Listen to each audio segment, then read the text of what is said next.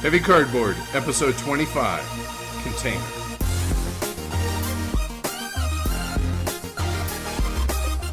Coming to you from FIFA Election Headquarters, Denver, Colorado. Welcome to Heavy Cardboard, where we talk medium and heavy strategy board games, war games, 18xx, and basically whatever else comes to mind. We're your host. I'm Edward. I'm Tony.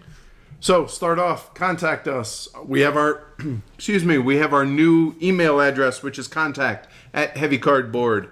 Website, heavycardboard.com. Twitter, which we are on every day, all day, it seems, @heavycardboard. Facebook, Heavy Cardboard. YouTube is Heavy Cardboard Vids. Rate us on iTunes if you guys would. Love the comments that we've been getting on the YouTube and on the iTunes. Speaking of which, Roger SJW left us just a rockin' review on iTunes since our last episode. So thanks a lot, John. Really, really appreciate that. Totally, man. Also, thank you to our sponsors, Game Surplus. Visit them on the web, www.gamesurplus.com. Great people, great prices, a lot of import games, hard to find stuff. They do right by us. Good folks. Yeah, speaking of which, I got the last copy of Turfmaster Deluxe from them, but we'll talk about that in a little bit. But I'm really, really excited. We'll talk about something they're doing for me, too. Right, yes. So I'm super excited. They're just fantastic. Yeah, I cannot recommend them enough. Great people. Go check them out and tell them Heavy Cardboard sent you. Well, it's been a week now. Yeah. A week of recovery since Heavy Con, the inaugural Heavy Con. It was awesome. It really was. Yeah, right. We had a welcome table. We had a lot of giveaways. Mo, one of the guys from the board game group, made these. Tony made the logo for it. It's a Heavy Con 2015 inaugural event. Those are killer. We had the Age of Steam maps, the Heavy Cardboard ones as giveaways, etc. We had 18 people over, tons of food, tons of games. We had some support from some outside parties, too. We did. Three companies, I should say, sponsored us. Our sponsor, Game Surplus, went above and beyond, but to be expected almost at this point. Tasty Minstrel did an awesome job. Yep. They gave us some, and a small little... game parts. Yeah, there you go. Components. Spiel Pro hooked us up and couldn't have been happier. Everyone loved their giveaways. Some guys, German Mike, one of the guys that came, flew straight here from Germany. He lives in Ohio, but he came here straight from there. He brought like a pony can, like a tiny little keg. He brought some German beer. Yeah, he brought some whiskey. Other guys brought Bavarian whiskey. It was delicious. Yeah, it was awesome, man. People gave us gift baskets. It was so much better than I ever thought that it could be. It could not have gone better. My only concern is it went so well that I'm worried about how is next year and subsequent years going to match or top that. I have no idea. Good problem to have. We'll figure it out. Right. So it finally stopped raining here. Yeah. I think and got hot. Right. Real hot. It's almost 90 here today. We're recording this on Tuesday as opposed to our normal Monday day, the week of release. And I think it rained, honestly, every day for 3 straight weeks. Yeah. I mean, it was My nuts. office is right by the Platte River. Mm-hmm. And luckily, the Platte River is like down in a little bit of a... Yeah, it's like recessed down in this valley. But there is like a little bank down there, and there's a walking trail. It's like to the top of that bank. Really? And there's like a little dam where workers are building a pedestrian bridge. Mm-hmm. I would not want to be one of those guys in that dam with the water like up to here on it. Just waiting for it to go over. I'd be too freaked out. Yeah. Yeah, I mean, don't get me wrong. We're not as bad off as like Houston and such. I'm not trying to. But for us to get that much rain, it's odd. So, or at least that much in that short a period. It's kind of been the pattern the last couple of years, though. I wonder if we're having a shift in what our springs look like from now on. Possibly. As a transplanted Oregonian, I see it as liquid sunshine, so I really don't mind the rain. But at the same time, come on, 3 weeks straight, it's nice to have a break. Yeah, definitely. So it's pretty cool. We had a listener contact us and said, hey, I got a convention coming up next week. Here in Denver. Yeah, and he's like, hey, do you want to get I got together? a free night. You guys want a game? Yeah, and we're like, rock on. So I think it's cool that listeners are reaching out to us when they're in town here. We encourage that. Please do. We love meeting y'all. Right. So continue to do so. A local person joined our game group too. Yeah, our first game group is this Saturday. We're going to have dual 1846 games and then other games. Maybe Maria, maybe Princes of the Renaissance, or Who knows?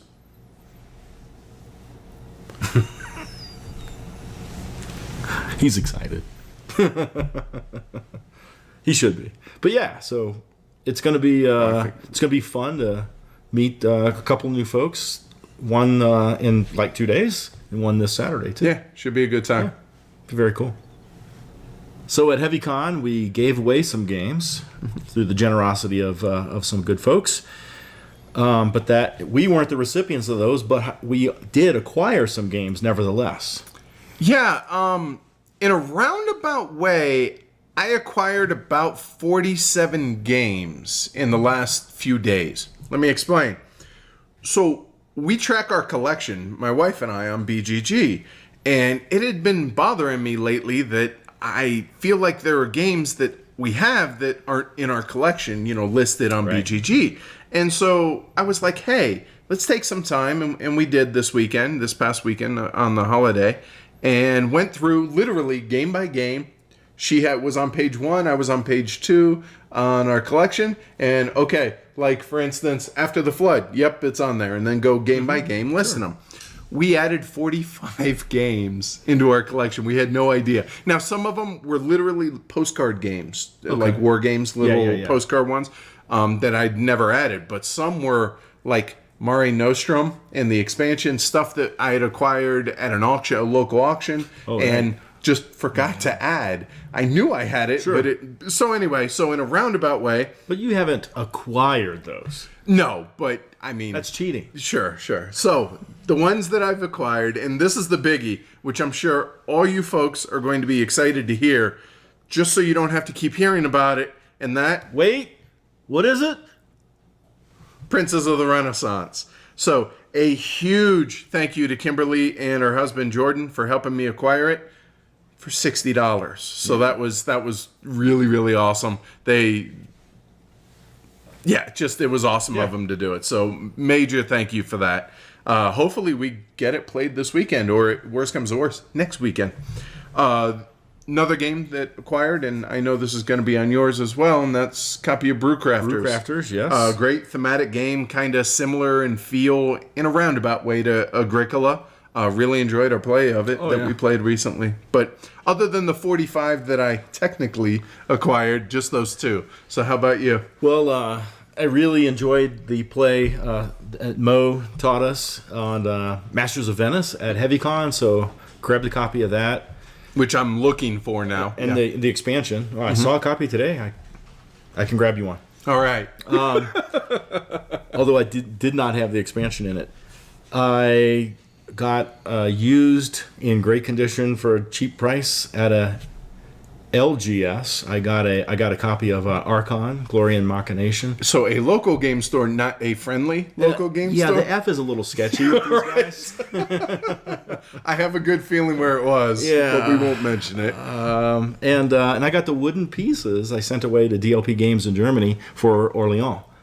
So it's really nice. Oh, so it's not the little cardboard discs, right? They're like big chunky meeples with stickers on them and all the colors. So now you reach into the bag and you're pulling out wood. Now, were those made for Orléans? Uh-huh. Oh, really? Yeah, so all the right graphics and everything. Oh, and nice. DLP Games is the publisher over there. Oh, rock on. So, yeah. Okay. I mean, I saw them, but I didn't see them. Yeah, when I went over to your house, right? So that's cool. Yeah. Anything else? No.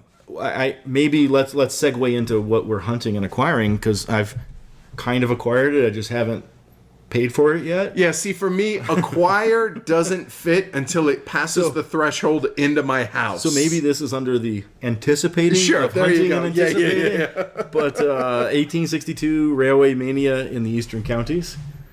Awesome. It's just, it's got a lot of neat stuff in there that is really turning me on. And so I have a copy reserved for me. There you go. And it plays 2 players well, from what I heard, which is really, really rare for an 18XX. So eventually we're going to get it to the table, whether it's my copy or yours. Maybe one day we'll have dual 1862s going. Like Rock we'll on. have dual 1846s. Nice. So for hunting for me, obviously there's Princes of the... Oh, wait, sorry, Habit. Turfmaster Deluxe. Technically, just like you, I have not acquired it. I have it set aside for me for next month. Right. It's arguably the horse racing game to get. It's pretty rare. It's one of my grail games.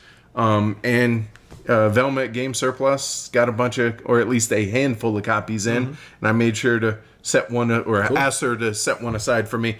Cannot wait to check that out. I'm so excited. The funny thing is I'm not really huge into horse racing. I've kind of enjoyed it a little bit ever since the old video games Gallop Racer, especially Gallop Racer 2004. So you're looking at over a decade. I've kind of sort of peripherally been into it, but yeah, so there's something about it that I really enjoy, and I'm excited to check that out. There you go. And given your successful record of Camel Cup, I can understand why you would like it. Undefeated. Just saying. So that, and I'm anticipating playing more 18XX games, not just this weekend, but hopefully in subsequent weekends at the beginning of our... We said we're going to get something reviewed this summer, so... Yep, and so I'm hoping late June, early July to have an episode that's 18XX centric, kind of a, like we were talking about previously, a primer for it and stuff, so... Well, without going into the things you played at HeavyCon, because I don't know if we have that much room on the disk drive. For what what have you played outside of HeavyCon? And maybe some of them were played together? So some we have. First off was Merkator, which you're going to talk about here more in a little bit. Paul Chad loaned us his copy. Thank you, PC. Yeah, much appreciated. Northern Pacific, we played, and I put that in quotes because... It's a winsome game for those unfamiliar with it, and it's filler time frame. It could take 3 minutes, literally, or it could take maybe minutes. 15. Sure. Right? We only played it 3-player. Not a big fan of it 3-player. I want to try it with more though and see how that is, but not maybe 6. Well, I played the 3-player with you guys, but I played it 4 and 6 as well at HeavyCon, and interesting. I'm really glad you got to experience it though, because now I am too. I very much am. Conversation of like, is this really a game? What is this thing, man? Yeah, it's an odd duck, but I'm interested in trying to experience it again. Yeah, at a different player count. It's interesting, and it's different with the different player counts, but I'll say no more. Yeah. So I'm totally glad I have it. Don't get me wrong. Obviously played Container a few times. Right. Brewcrafters, which we mentioned, which I'll be honest, I had low expectations, and it really, really impressed me. Yeah. I'm just not looking forward to punching my copy, because that's going to be long and extensive. Paul Chad loaned us his copy, and I took it home. It took me 45 minutes to punch and bag that thing, and then I learned it and played it with my family, and they dug it and everything. Me and Christopher were drinking beers, naturally. Obviously. And we found our cool little first player markers that we're pimping the game out with. Yeah, don't get me wrong, the first player markers that come with the game. It's cool. If you didn't have these already, they would be amazing. They're like really thick wooden stouts, right? Looks like a Guinness, man. Right. But the ones you found were just ridiculous. Just really, really cool. good. A little plastic resin and cool. So, I mean, I didn't know what my expectations were. I was hoping it'd be a good game, and it really is. Yeah, I'm really pleasantly surprised by that one. And apologies to Paul Chad, because rather than giving back the one I punched, I gave him my in-shrink one, so... Sorry, PC. So I do love you though, man. He's gonna be okay with it, because he's like he likes them in strength. Well, that, and we have copies. He's like that's fine. I'll play your copies. Right. Also played Maria and London, which I'm going to talk about here in a little bit. But I'm excited. It was only the introductory game of Maria, but even so, it was all 3 of ours. It was me, Brian, and Wargame buddy Chris. Got to play it, and we all loved it. even though it's the simple version of the game. There's no politics, etc. But we already have made plans for 2 weeks from now to go ahead, reconvene, and play the advanced game. So Very cool. really excited, and yeah, I understand why that gets the love that it does. So I've got one play of it, and I enjoyed it. It was very cool. yeah, cool. So non-HeavyCon related, what have you played? Really, all those things that we just talked about. Oh, really? Nothing else? Right. Just those? Okay. Right. All right, then let's roll into HeavyCon. All right. Sure, I'll run off some list here, and we'll talk about some things here and there. Some of these games, a couple of them we played together, but we actually played a lot of games apart. Well, and that was somewhat on purpose because we wanted, I mean, people are coming to not only HeavyCon for the heavy games, but also, not to sound conceited, but to hang out and play with us. So we didn't want it just to be you and I. I was more interested in playing with them than Well, you. that too. That's implied, I figure, though. Yeah. I mean, I see Figured you you every felt the week. same. Yeah, exactly. Oh, my It's God. no doubt. Well, Northern Pacific, right? That got a lot of plays. Not just by us, but No. by it was big time. It's that easy to teach and learn. I got a play of container in that, I always love that. Irish Gauge. This is a winsome game that you must play. Yeah, everybody who chimed in on it. And I guess real quick, I should point out that I made a fairly extensive geek list on BGG that laid out everything and all the games that were played, and a lot of the people that attended have chimed in, as did others. So we'll make sure to link to that in the show notes so you guys can go through and see it. But continue. Irish Gauge, which Irish I Gauge, not, I didn't like get a chance to. it's a notch up from SNCF in terms of weight and things like that. Okay. And decisions. All right. It's really a cool little game. Trick of the Rails. Did you get a chance to play that one? No, I saw it. It's the card game. Like 18xx feel to it, It right? was kind of cool. It had a little flavor. I mean, it was not an 18xx Sure, game, right? A little rummy trick-taking game that was really pretty cool. All right. Scoring mechanics. So is it something that you're interested in actually getting, Yes. at least between us? Yes. Yeah, all right, Yes. cool. The Voyages of Marco Polo. Got a couple I'm so games of that hoping in. you would do Marco so I could do Polo. Marco. Polo. I played it twice with different people, and the highlight of those two games was seeing the wife didn't win one of them. Novel. So, yes, novel. She really is. There is a certain weight of game that Shipyard, like Rococo, Trajan, all that falls into that it just, she's unbeatable, man. It's just brutal. Arboretum. Which everybody who played that loved it, and everybody that we're hearing about on Twitter is loving it.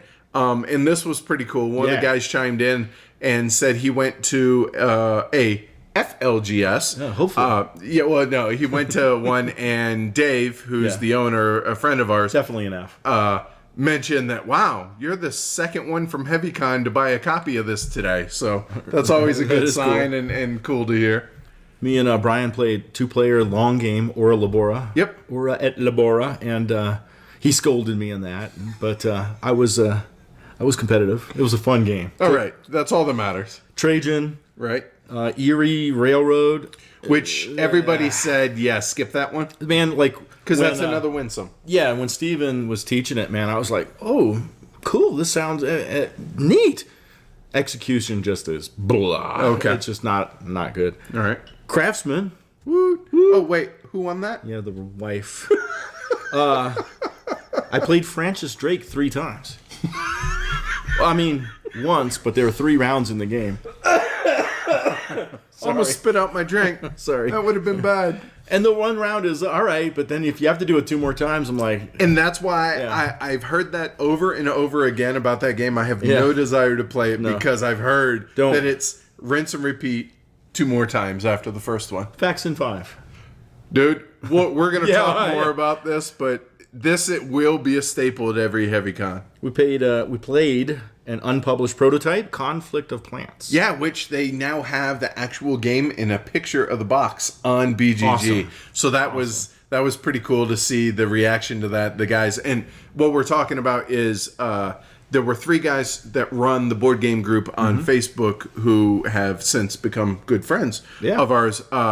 And they designed this game, Conflict of Plants, and it's going to get published, like, legitimately, Yeah, whether it's through them or should. through. Yeah, it's a really, really good game. You know me, I'm not too keen on playing prototypes. Yeah. And so I was like, but That when they was broke it polished, out, dude. That was polished. seriously, it looked like a finished game, just Right. about. Yeah. And it played really cool, like Yeah. Dominant Species Light, kind of. DS without the BS. I disagree with that, but it's Dominant Species. It has a Dominant Species feel to it, and plays in a third of the time. Yeah. Really, really cool game. Got to play Modern Art. Love auctions. Not just modern art, Oh, we played the Chinese version. I brought my easels over. Dude, that looked awesome. Check the geek list. The pictures picture are of that. cool. That was, first time it's gotten broken out, and I'm really excited. It's a gorgeous game. It And really is. We were having fun This with version of it is. Yeah, yeah. Oh, yeah. We were having fun with it where we were actually almost role playing a little bit in terms of, that picture has koi in it. Well, I'm a collector of koi art, and I was like, just freaking out each other on the bids and stuff. That's like cool. That. It was kind of fun. Turn the Tide. Got a hand of that in. Right. That's a weird card game. It's, right. I think it's cool because you're kind of auctioning with cards for these other cards that will cost you points if you win the wrong one and stuff like Right. that. But here's the really cool thing about this card game. If there's 5 players, there's 5 hands of cards dealt. So there's going to be 5 rounds to the game. The hands will pass. I do like that aspect of it. There's So none who of this plays luck it of the better? draw. Yeah, Your yeah, hand yeah. was better than mine. Everybody's playing every hand. So you get to It's balanced. yeah. Right, for a card game.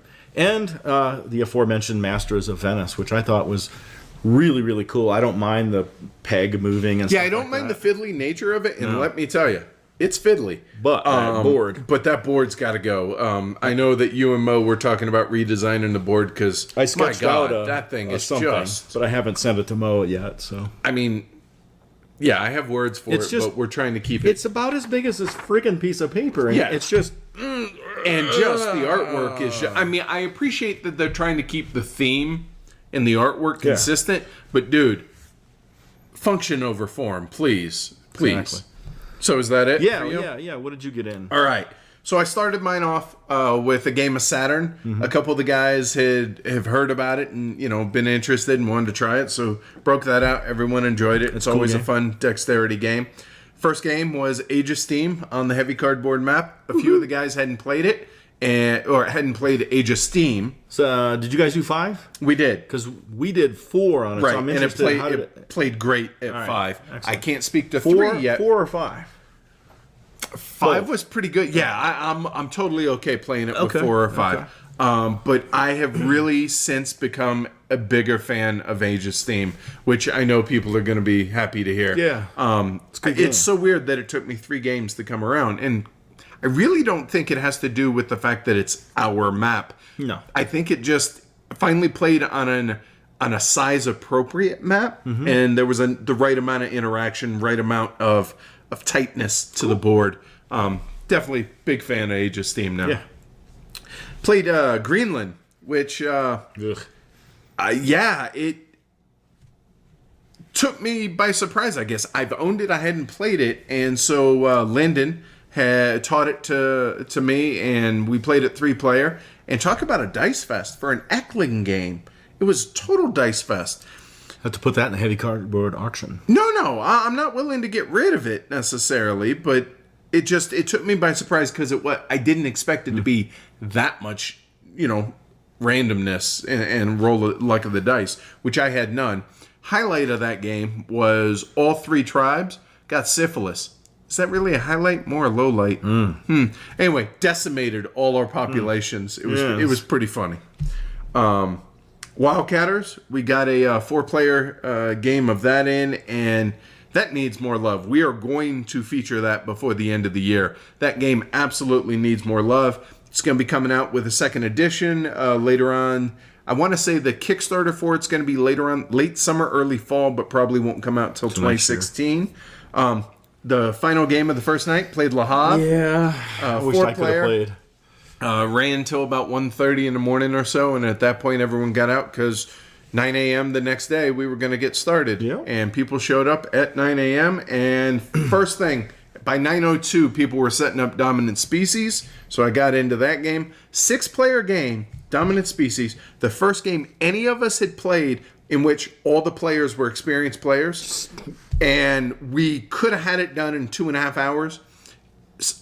People stalled, and it went one more round longer. So even with 6 players, 3 hours flat. It was amazing. It was awesome. I won. That was cool. But the fact that we didn't have to teach it was really kind of nice for a change. And unique. Yeah, seriously.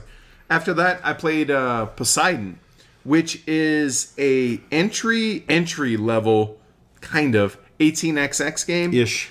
18xx-ish. People are trying to tell me to think of it more as a winsome game as opposed to an 18xx game, because the 18xx mechanics are there the way it works, but it just fell flat for me. Yeah. Because if I'm going to play an 18xx game, you know what I'm going to play? An 18xx game, not Poseidon. Sure. But I'm willing to give it one more try, trying to think of it more in winsome terms as opposed to 18xx terms. So we'll see how that goes. So Faction 5, we'll talk more about this later, but it's a game from the late 60s. I say Hill. game. It's more of a party. Is it Avalon Hill? Yeah, it's the bookshelf game? bookcase game, yeah. That was absolutely hysterical and awesome. Saturday night, last game of the night for me. For the con. And arguably the highlight of the con game-wise for me was Die Macher. Played it with German Mike. Played it with the 3 board game group guys, and it was fantastic. It was tense. Things turned on a dime in the 6th, and then on the 7th election, they turned again. It was awesome, and German Mike won. Boo. Must have been the soccer jersey. It was. He actually brought his German national soccer jersey to wear during the game, and then forgot the first half. Realized at the halfway point, oh, I'm doing terrible. I haven't thrown my jersey on. Threw it on, won the game. Something to that, I guess. That's awesome. Then on Sunday, played Conflict of Plants, which, again, we're big fans of. Or I should say, I really enjoyed the game. You didn't enjoy the game, but you appreciate the game. Right. Okay. Same with DS. Right. Don't enjoy the game. Appreciate the game. Which you're still going to have to fight through some more plays so we can review. I'm ready. Okay, good. Oh, hey, to review it. Oh, no. Yes. It'll go right up there by La Granja. Oh, you hurt me. Last 2, I also got a game of Container in. Yes. With Paul Chad, and it was his first ever game of Container, which blew my mind. That's right. How this guy can love and play as many heavy games as he does and having not played Container yet. Hopefully that was the beginning of a lot more games in the future. Mm-hmm. And then finished off with Masters of Venice. Yeah. But yeah, I, as an aside, I couldn't have been happier with the way things went. Yeah, man. Everyone, we knew about half the people that were there. The other half came in from around the country, and everyone just couldn't have been nicer, couldn't have been more adult. Yes. Like, you know? Yes. And just polite and just gracious and generous with their time. They brought stuff too, you know, other scotches. And everybody chipped in because we didn't charge. We just kind of were hoping people would donate, and everyone, I can't say enough good stuff. So thank you to everybody that came. I'm sorry to all those that couldn't or that didn't necessarily get an invite. Right. Next year we're going to expand it marginally in baby steps. We probably don't want it to grow bigger than 50, at most maybe 100 people ever. And that's a maybe. But yeah, that's kind of what we're hoping this becomes an annual thing. And I know people are jonesing for next year already. So yay, that went well. It was great. Yeah. Thanks, guys.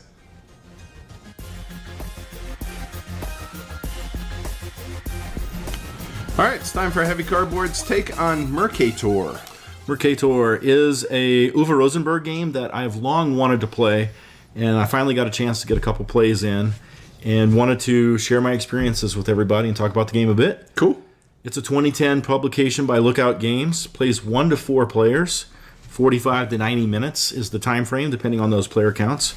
And the game is completely different than the lion's share of Uwe's games. It's not like Le Havre, Agricola, etc. I feel it's a closer relative to At the Gates of Luoyang. I could see than that. to Sure. anything Yeah, else. And it is, so it's really its own thing, and it's a pick up and deliver game of all things. So now, stay awake here. It's 1600s Europe, and you're a merchant fulfilling contracts with goods. So original. What? Huh? Wake up now. So during this game, you're going to have one or more contracts in your player tableau that are going to reward you with cash and a more lucrative contract when you deliver the goods that contract calls for in the country that contract specifies. If I take these 4 things to Spain, I get X amount of dollars and a better contract. The contracts are valued from 2 to 10 money when you deliver them, so you'll get some cash. Once they're delivered, unlike many contract fulfillment, recipe fulfillment games, you don't discard the contract. It stays there. And now I got another contract on there, the more lucrative one. So if I delivered a 4 contract, I got $4. I keep that, and I get a 5 contract now. Yep, exactly. You know? So, and I'm going to keep that contract until I no longer have the desire to retain it, basically. And in this manner, the number of contracts a player has is always going to be increasing. A little bit more coming up on that. So you're going to travel to different countries to pick up goods that are stored in your warehouse. Yes, you're going to move a pawn to some boxes, Right? And you're gonna pick up any goods that are on there. So you go to France. There's 3 blue cubes. Hey, you get those 3 blue cubes. Put them in your warehouse, and you'll use them to fulfill things later on. When you're traveling, you're going to either gain some time or you're going to spend some time. Time's just a form of currency in the game. Right. I mean, there's a physical board, a time where the time markers are laid out. That's right. And if it says you gain 1 time, it's also a timer in the game, right, too. because it's one of the ways. When that's gone, it's one way the game can right, end. Yeah. Right. On another player's turn, and this is what I think is cool too, you can accompany them on their travels to other countries. So when I go to France and I get those 3 cubes, and I might do whatever other business I have in France, we'll go around the table. Edward, would you like to travel to France? We. And if you do, then you will pay me some of your time currency to do so. Usually, and yes. then you can conduct business in France as well. So even when it's not your turn, there's the possibility of it being your turn. Right. Yeah. Almost like a minor turn that you can do because you only get, half as many resources. Get the business portion. Exactly. Right. Let's see. During the game, you're going to acquire, they're called bonus cards. And these things give you extra goods when you travel to specific places. So when I go to Newfoundland, I will get 2 muskets. Or only 1 musket if I accompany. Right. 2 if I go there, 1 if I accompany someone else. And I'm also going to acquire building cards.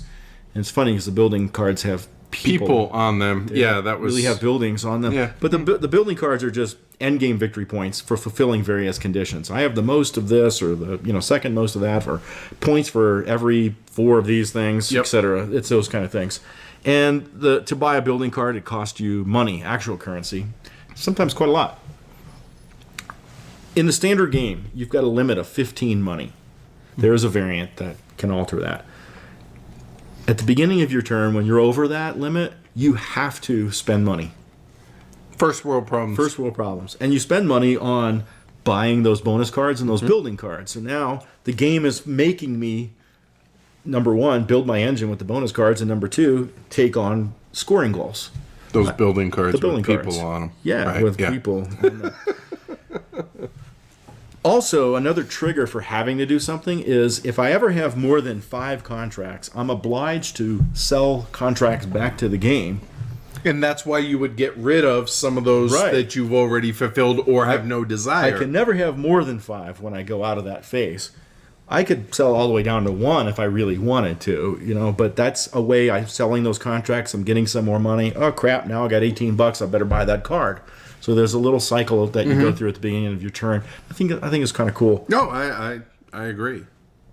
The game's going to end, we mentioned, when the time currency runs out on the board. Also, when a player delivers a 10 value contract, we're going to have the awarding of the piece of Westphalia card, and that's worth 14 points, and that'll end the game too. And all the other players, including the one who ended it, will get an additional turn. Which we thought was weird, because usually whoever triggers the end of the game, That's it for them. That's it for them, and then it's Right. everyone else. Right. So In this case, we thought that was a little peculiar. Yeah. So then you add up your VPs and you see who won. So I think it's a highly replayable game. No two games are the same, just given all the different mixes of contracts and how they come out and things like that. I think you could pursue the same strategy, but the execution of it might be completely different. I'd buy that, yeah. There's a lot of variants that come in the rule book too. So if you don't like this, you don't like that. So the one, me and the random stuff. Oh yeah, When you get to an end of a row of time counters, you flip it over and you reveal, and it's got the letter B on it. So everybody's going to lose some goods from Storehouse B, and which is three different types of goods. why? Right. Just because the tile got flipped over? I don't like crap like that. One variant is just don't do that. So we didn't do that. Right. I would like to play with a variant that says, when I deliver that 4 contract and now I get a 5, I can pick my 5. Huh. So you get A little more strategic, maybe? Pick the litter as opposed to just random whatever happens Whatever's to be on on the top. There is a variant in there where the top one, I can auction it off if one of you guys really want it. See, then I'll take the next one. That sounds cool too. Yeah. I like that idea because it kind of it encourages you or rewards you for racing for something that you see someone else might want, Right. and then be like, "Oh, you want it? How much?" Yeah. So I like that idea. There's a cool mechanic. There's a cool mechanic about how the countries get restocked. So if I go here, all the countries connected to it will get more cubes, and the minor countries will populate mostly all of the major Yeah, countries. a lot of them, depending Yeah. on how many existing cubes they already have. Really dig the accompanying mechanic. I think that's really neat. And I like that the contracts, once they're fulfilled, they're not removed. It's up to me to remove it when I'm ready to move it, or when I'm over my limit of contracts, and I have to start making some decisions about which ones to keep. I think that's pretty neat. And I like that the game has these 9 different colors of cubes, and they all have 2 uses. So when I get green, it's either going to be, what is it, cattle, or I can't remember now. I know muskets. one. I know one was the yellow cows. is saltpeter, or it could be grain. Right, and when you go to a country and you can acquire that whole pile of cubes, one must go into each, and then you decide how to disperse them, because rest. certain contracts, they're not done by cubes. Like, oh, you don't need 3 green cubes, you need 3 muskets. Right, specific ones. So Right. if you allocated them poorly, that's on you. Right, and then you never know how your contracts are going to change too. Now you got this pile of grain. So Yeah. pile of grain can't be too bad, because a 4 of one thing equals any one of another in a contract fulfillment. I think some of the things that aren't cool about the game is that whole loss of good mechanic. Just really when I read that, I'm like, bull crap, man. Wait, no. Where's the variant? Okay, here's one. That, and it's dry. It is a very bone. Yeah, it I is mean, very. you and I were not. Theme is not mandatory. No. But it's dry. We talked about the person who ended it getting another turn. I don't really like that. It's kind of it's not his first game. It seems like a rookie mistake by Uva. I mean, I have seen other games that do that. It just doesn't. It doesn't. The heuristic of it says that whoever triggers the end of the game, they should be done. Yeah. That's what we're used to, because most games do that. Easy enough for variant or whatever. Yeah. Okay, if you don't like it, then whoever triggers it, he's done or she's done. So I am gonna give the game a rating. Okay. I think it's a solid game. It's not heavy. It's not light. It's somewhere in between. I've enjoyed my plays. It's got some really neat mechanics. Just overall in the execution, maybe it doesn't work out as awesome as the bits and pieces of it are. Okay. I was not inspired to get my own copy. If I run across one for $20-$25 or whatever, sure. I don't know if I'm not I paying would, $40, $50, no.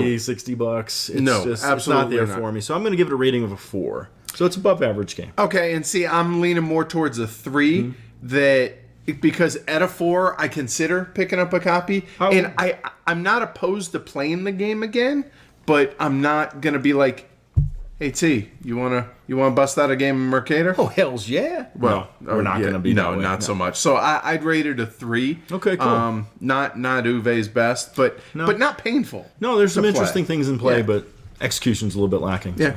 It's Merkator, guys.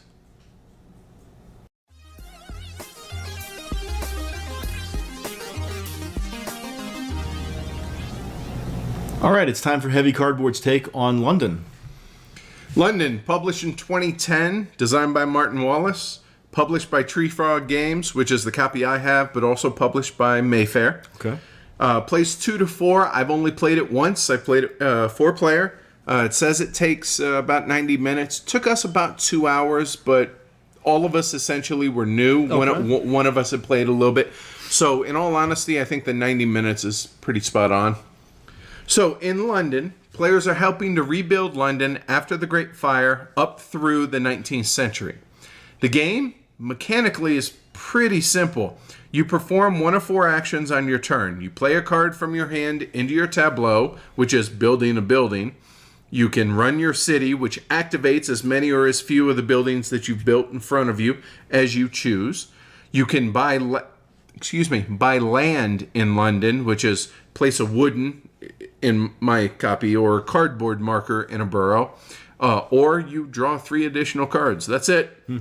You score victory points by playing those cards or building those buildings, buying land and running your city. Whomever has the most VPs when the draw deck runs out wins. Okay. So the draw deck is the timer of the game. Okay. So there is lots to like in the game. Like I said, it's really pretty simple mechanically. Sure. Most everything you do has a cost associated with it. When you play buildings from your hand, you have to discard a card of the same color onto the card display. And depending on player count, in a 4-player game, there's 2 rows of 5, so potentially up to 10 cards on the card display. So it's great that you have this cool new building, when you decide to run your city, but maybe you discarded also a cool building for someone else to be able to draw into their hand. When you build this building, you either cover an existing building or you have to place it next to an existing building. So lots of buildings give you lots of good stuff, but just know that there's going to be a penalty coming up here when you run your city, which I'll get into in a minute. When you buy land out on the board itself, you have to pay in pounds sterling various amounts to claim the location. As this is a Wallace game, money is tight, and there are, of course, Tony, loans.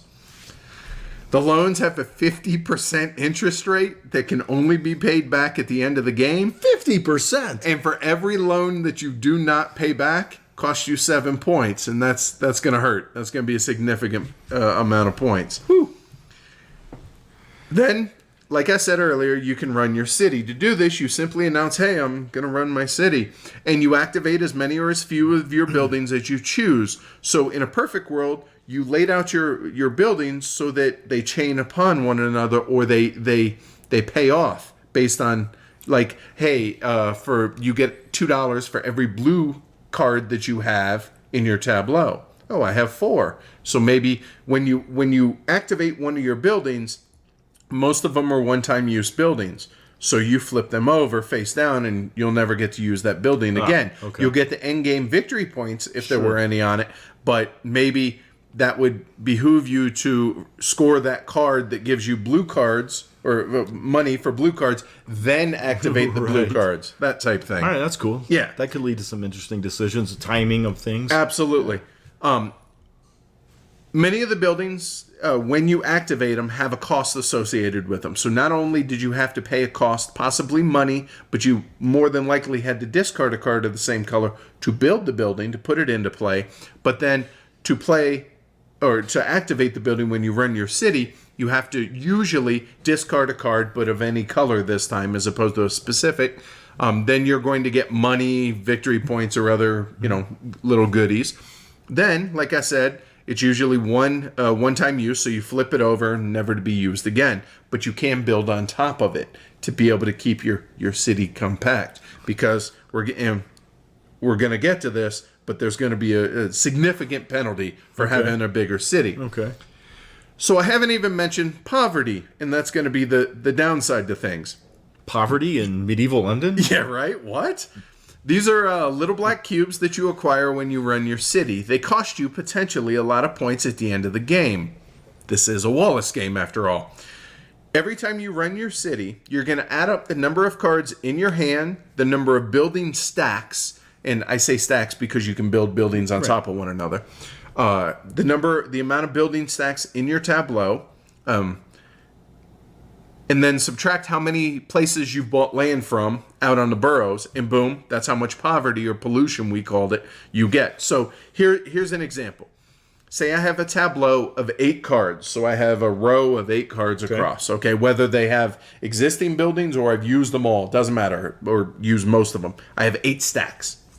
Plus, I have 3 cards in my hand. And let's say I've bought land in 4 different boroughs. So that's 8 buildings. I have 3 in my hand, that's for 11. Minus the 4 that I've built out there. That gives me net of 7. I take 7 poverty cubes. Youch. Yeah.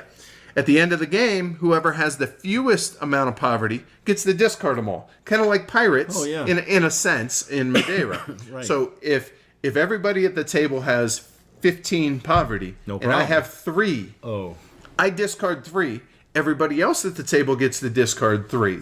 Okay. And then, based on the amount you have, there's a scale or an amount. Hey, if you have this many, you lose this many victory points. It goes up to like 15 points, and then it's extra points for everyone above like 15. It's pretty punishing. Sounds in a good cool. way, though. Sounds Yeah. So the components in the Tree Frog version, which is the one I have, are really great. They have big chunky wooden bits for the building markers when you buy land, and big chunky wooden money, which I love. Wooden money? This is no Martin Wallace money? No. This is the Tree Frog edition. Oh, right. Hold on. It also happens to come with, inside of it, the Mayfair edition components. Now, the Mayfair edition, to be honest with you, isn't bad. They're really thick, cardboard, vibrant, looks good, but it has Martin Wallace money. Yeah. So that's the downside. So we'll just set that aside into a bag, and we'll never have to touch that. The card play, like I kind of described, really kind of cool. Having to discard for other players to pick up kind of has that Arboretum or Rummy kind of feel to it. So yeah, hey, I got this great building, but I don't want to give you this one. But you do what you got to do. It's fast paced. There's not a lot of downtime unless somebody APs, which hopefully they're not. You're not allowing it. Is this prone to that, or? We had one player that kind of tanked a little bit, but it could be that he was new, and he's not really. He's more of a war gamer, so playing Euros is pretty new to him. Gotcha. So I think if you're used to it, I don't think it'll be much of a problem. It's more challenging. Yeah, Euros. Right. So chaining of building rewards when you run your city is cool. It like we were saying, it makes the order in which you activate your buildings kind of a cool little puzzle to figure out on top of everything else. You have an ongoing balance of, do I build a bigger city, which maybe I can run off this huge thing when I run my city, but I'm also going to get a whole lot of poverty, or do I run an efficient smaller city and not get much poverty? It's a decision you have to make. And it seems, even though I've only played it once, Brian, who I played with, had played it numerous times, said there's really a lot of different paths to succeed, which is always a good thing. You can focus on buying land out on the board. If maybe the cards you get say, hey, for every borough you have north of the Thames River, you get X amount of money. Maybe you focus on something like that. Yeah. Big cities, small cities, everything can work. That's cool. So, as far as downsides, you're all drawing from a communal deck, and the decks are broken into A, B, and C, so they progressively get better, is all the difference is. So you got luck of the draw. You may consistently get better cards than me, so there's that. Like I mentioned, the AP is possible, but I wouldn't say prone. And there's really not a lot of interaction. Really, the only interaction you're going to have is I discarded a card that you may want, or maybe you're cussing me because I built in the borough that you wanted to, that type thing. But other than that, pretty solid. I'm looking forward to playing it again in the future, but I'm not jonesing to play it like I would, say, a Brass, Gotcha. Age of Steam, something like that. Interesting. So, yeah, that's so too early to give it a rating. Okay. But, yeah, looking forward to playing it again. Right on. That's London.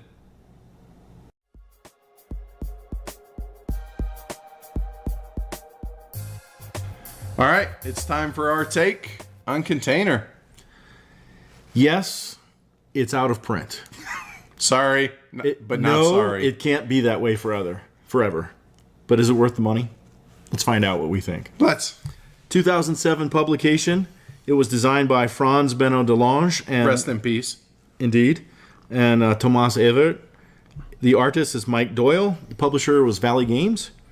It's a 3 to 5 player game taking about 90 to 150 minutes, somewhere in that little region. Availability and cost, it's really secondhand market only. Yeah. 160, 250 bucks depending on condition. Does it have the expansion, the greediness of the seller? If you're patient and you time it right, you can get lucky and get it for a reasonable $70, $80, $90. Just hard to do. Not easy, but it is possible.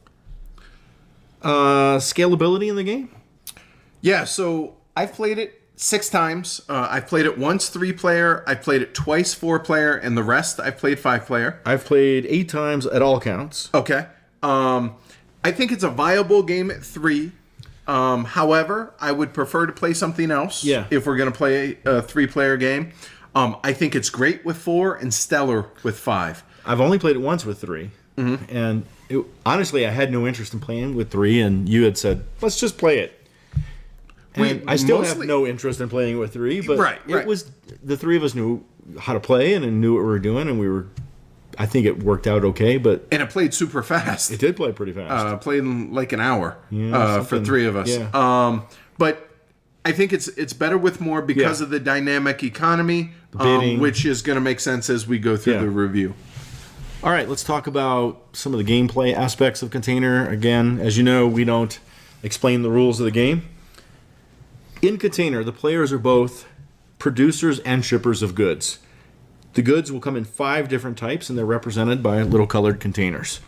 The players have their own little player board on which they're going to produce goods and make them available for sale in the factory store for 1 to 4 money. I don't know what the actual currency is. Let's just call it money. The other everything's dollars. Everything's dollars. Yeah. That's right. It's not euros, baby. Right. The other players can buy those goods, and you're never allowed to buy the goods that you produced and put in your factory store.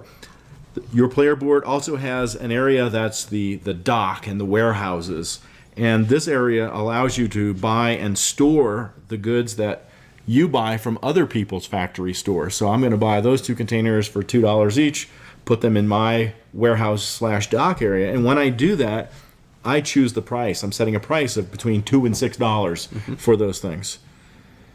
Other players can then pull their ship up to my docks and purchase those goods. I cannot ever dock my own ship at my own dock and buy my own goods. Very You're never socialist. allowed to buy anything on your board. Right. And sometimes it's hard for people to get their head around that, but it's an interesting dynamic.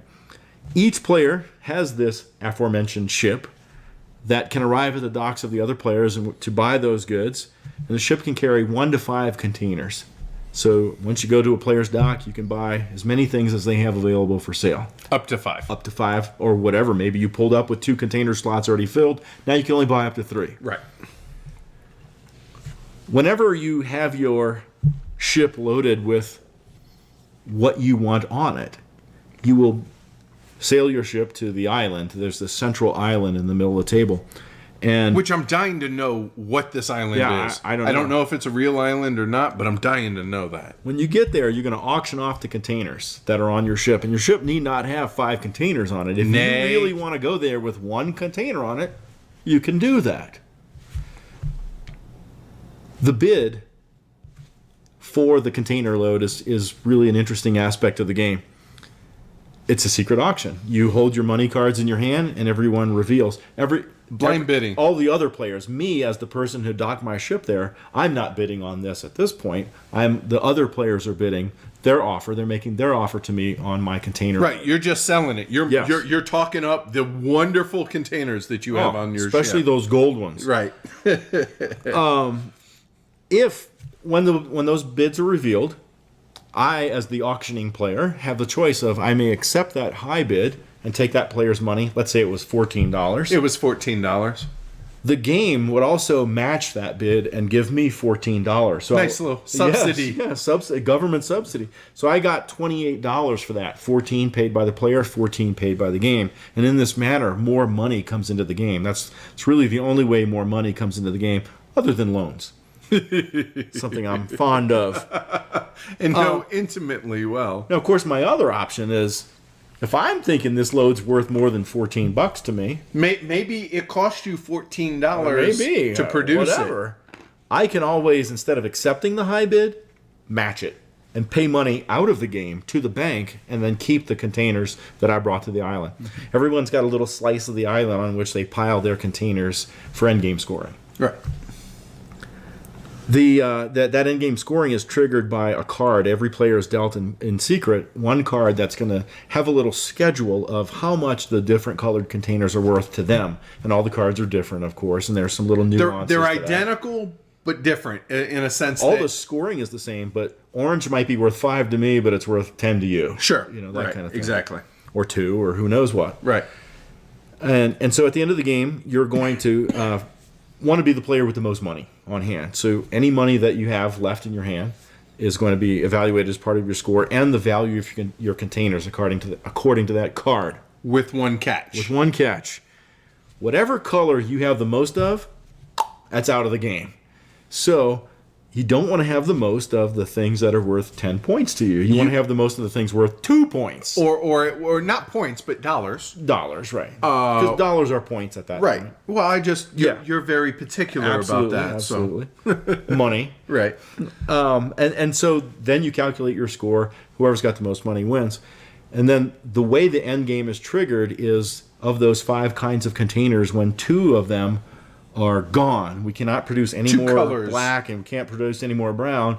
That's triggering the end of the game. And it happens immediately on that player's turn. They finish their turn, and boom, that's it. Start counting up your containers and your money. Yep. And that's pretty much the goings on of containers gameplay.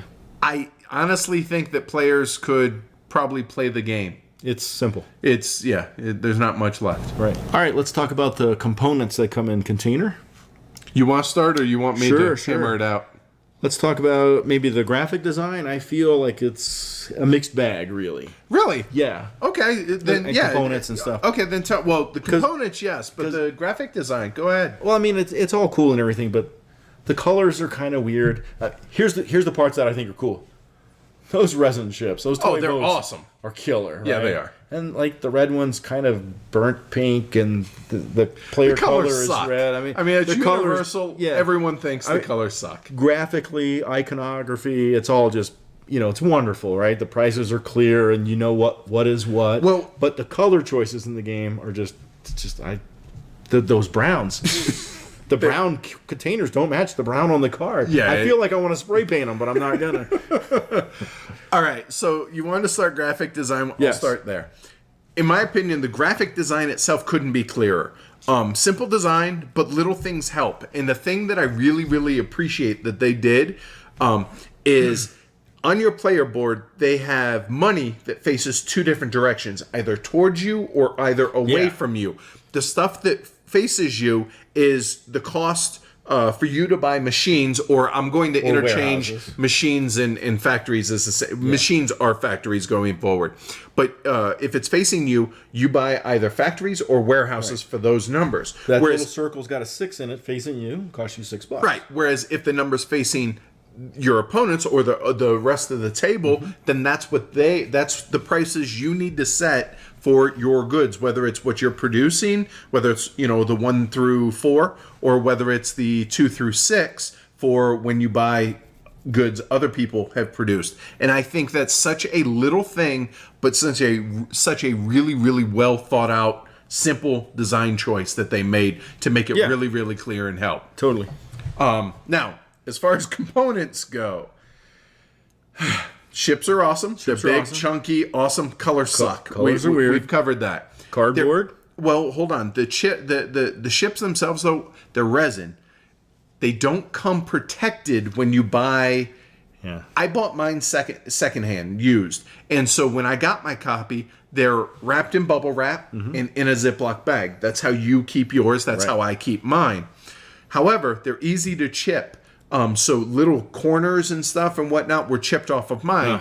Yeah. It's going to happen. It's resin. When someone like smacks it down on the table, that cringe. Yeah, exactly. I've heard horror stories that people bought it new and they have to glue them. We mentioned that some of the containers are similar in color. Like there's a light brown and a dark brown, or a brown and a tan, and like you said, the colors don't match on the card necessarily. We manage. Yeah. The cards are fine, but in my opinion, they would have benefited to having a linen finish. Yeah, sure. It's a little thing, but in the expansion, the money cards that come in the expansion are like 2 millimeters thinner than the regular money cards. Less wide, you're saying, so they don't line up perfectly. Yeah, so like something drives me nuts. Little OCD there. Yeah, the player boards can be prone to warping a little bit. I haven't had that. I haven't either, but it's a minor thing, and even if they do warp, they're not drastic, but it's enough to bother you, especially for the cost of the game. There's a small number of resin container sets, one of which I have, that add to the awesomeness of the components, but they're resin, so they're fragile. So, yeah. Sometimes I've seen the containers be irregularly shaped. I had one container warehouses that was like half as tall as it should be, so it was very weird. Yeah, and some of the warehouses are very tight. It's just not consistent. But just understand that's it's not a deal breaker. But I figure if you're going to pay $200 for the game, possibly, you might want to know about that. Yeah. So, rulebook clarity and quality. I had no issues learning the game from the rulebook. It's quite really clear. Multiple languages. Yep. And it helps that the game's relatively simple. So the rulebook, there's just not much. Yeah, recommended. Good, solid, whatever. So in terms of weight, where does this fall in your head on the medium and the heavy? I think it's heavy. The funny thing is when I was prepping for the show, I was going through the 5 ways that we break down weight, right? Right. And I was like, there's not a lot there. It's not a lot there. So is it heavy? And then I got into why I like the game, and then I was like, oh, that's where the weight comes in. Yeah. So I think it's right on that line. I don't know if it's heavy end of medium or the light end of heavy. I think it's right on that line. I think it's solid in the heavy. Okay. So cool. We'll get into this. I'm curious to see how. Okay. What's complex for you in this game? Like we said, the rules are fairly simple. Yeah. Perform 2 actions on your turn, and that's it. Right. Arguably, one of the simpler rule set we've ever reviewed on this show. There's really just no complexity in the rules. Agreed. The hard part is understanding the market and how to price and when to bid and when to pass on bidding. Mm-hmm. Lots of really damn tough decisions, as you would expect in a pure economic game. Well, let's come back to that. Okay. One thing that I think in the complexity is people don't. Sometimes when I'm teaching it, it's like hard to make a person understand that they can't ever buy the stuff that they made or purchase from other. It's a little odd. Excuse me. And it's socialist in nature. It really is. It's not like real life. To some people, that's a little complex to get over with right off. I could see that off the bat. Yeah, but like, boom, they're into it as soon as they see things go on. So, is there any planning in Container? So here, allow me to read my run-on sentence here. On planning? Yeah. Okay. Right. Okay. On fire. While highly tactical on the surface, there is quite a bit of planning involved as you get better with the game.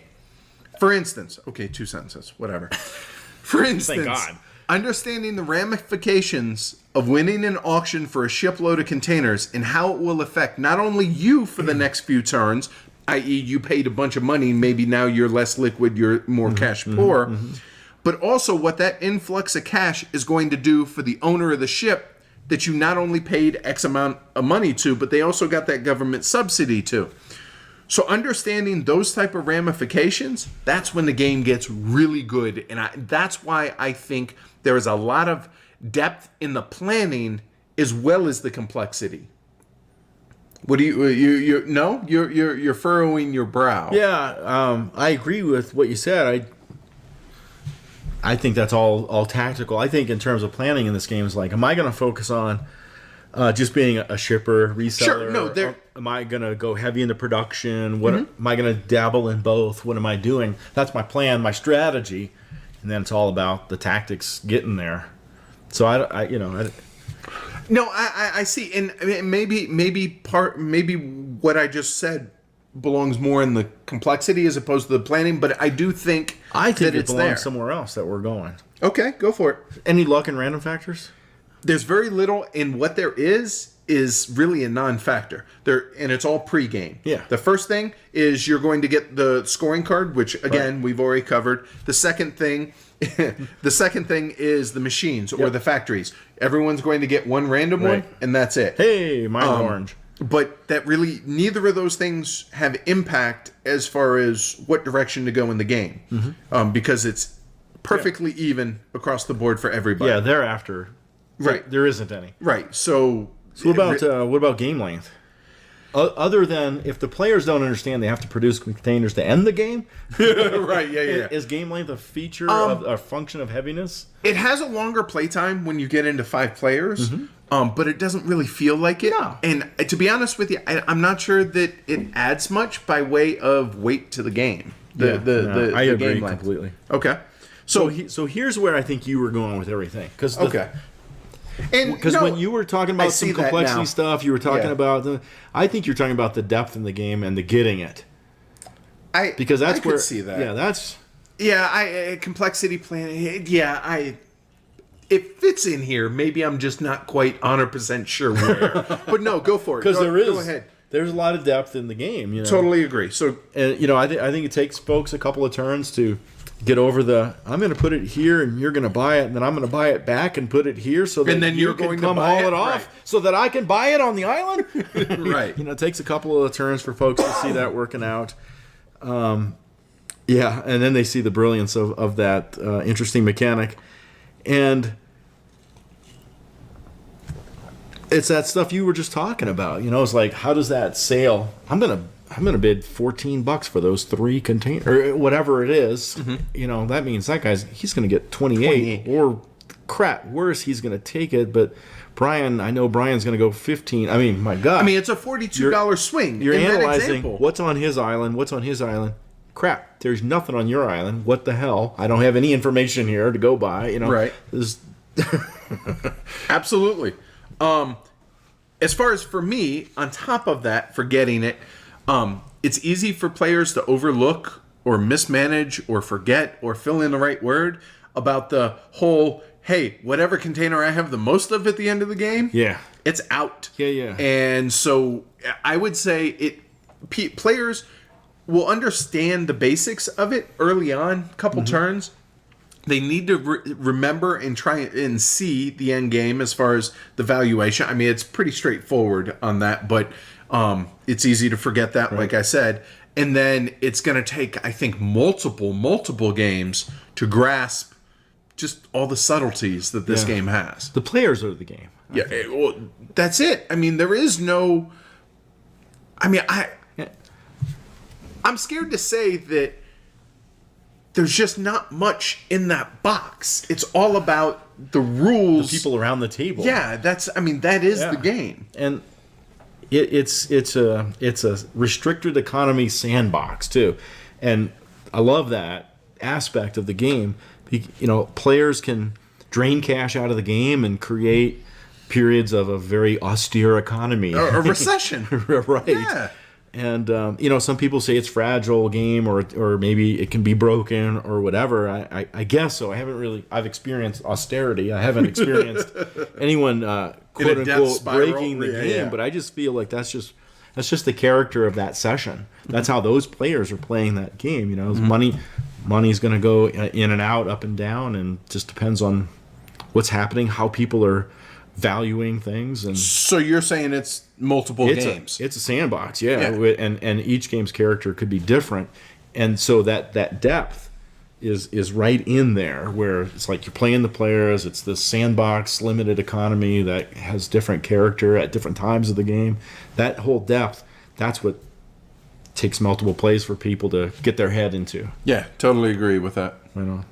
Hey, why don't you start us off talking about some of the cool aspects of the game that we enjoy? Well, it's a pure player-driven economy. Price things well, and they sell, or don't, and they don't.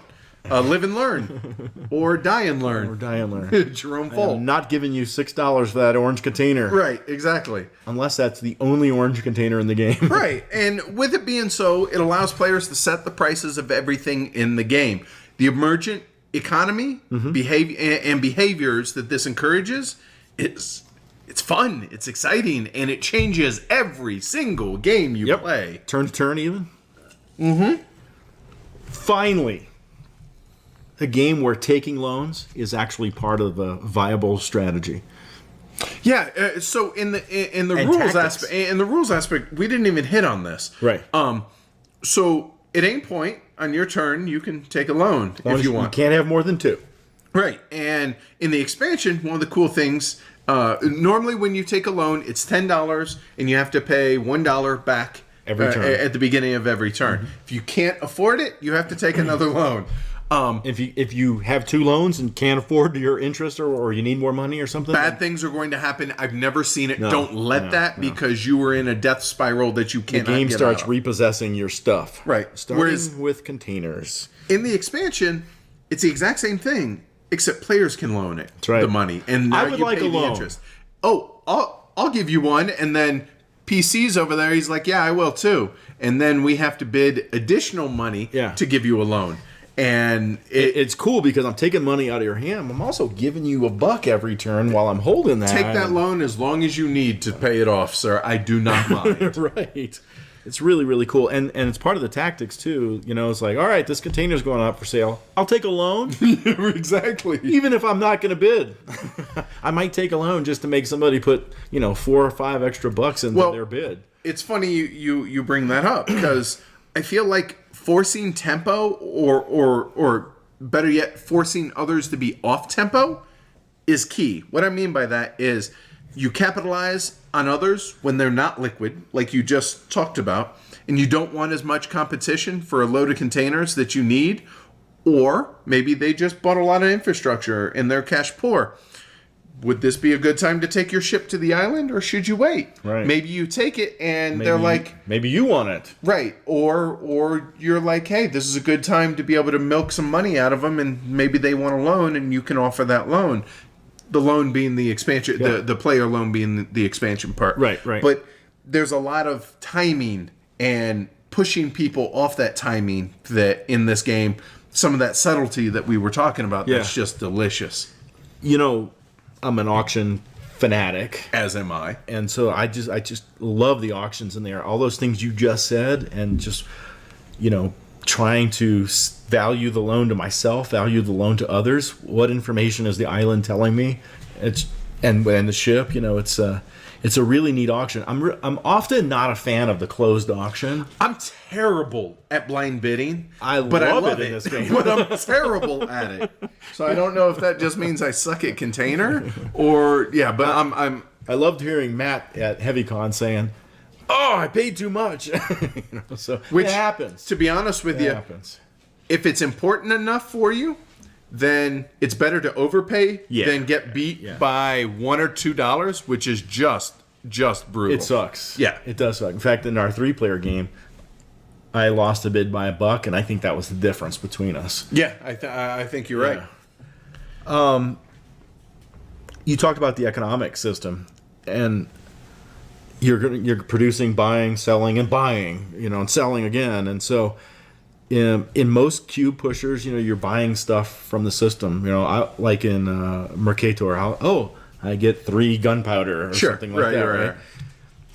In this year, I'm still producing them from the game system, but what I produce is up to me. And then, it's for sale to other players, not back to the game. I'm not turning this into something else to deliver to over here. I'm selling it to you. And you're dictating price. Yes. And I'm dictating whether or not I'm willing to pay said price. So it's got all these economic aspects: manufacturing, wholesaling, distribution, and retail sales, all in this friggin' game. I like that. Yeah, oh, absolutely. No doubt. It's very clever and intricately crafted little ecosystem. Man. Well, the game gives you freedom to play, interact with your opponents, but it also gives you the freedom and power to interact and screw it up for yourself. Right. I'm saying, and you will pay for it. I mean, if you incorrectly price, if somebody undercuts you, or maybe you just overvalued your own stuff, people aren't going to buy it. They're just not going to buy from you. Right. And you're either going to have to produce again to be able to then reset the prices on your existing goods, or buy more goods if you have room, or take just waste in action to reprice your stuff because you did such a piss poor job to begin with. Yeah. Your stuff's rotting on the docks. It's fantastic. You said that word interaction. And it's mandatory in this game. And Yeah. our friend John in the guild points out, because he's a huge fan, that you can't do anything without each other in this game. I mean, if this isn't the epitome of player interaction, I don't know what it is. Yeah, I mean, probably John's absolutely right. The game that we had said previously is like the king of Euros as far as interaction, arguably, would be Panamax, the pushing of the ships and all that. Interaction. This has more. I mean, well, that's all this game is player interaction. Totally, yeah. Because there is no part of the game that isn't. There's no way I can make this container and get it to the island myself. Right. and some people complain that, it doesn't seem to feel real, but there are instances in which companies will buy their own goods from other companies that they've sold their goods to previously. So thematically, it can make sense. Yeah, it's kind of like I think of it like I'm making raw materials, and when you buy it, you're making some manufactured good. Right. Yeah. Exactly. Like, and then you're buying it back. Right. So that you can then buy it at the island. Wow. Yeah. Yeah. Right. So games like Container, there's only one that even remotely comes close, and I don't even really know.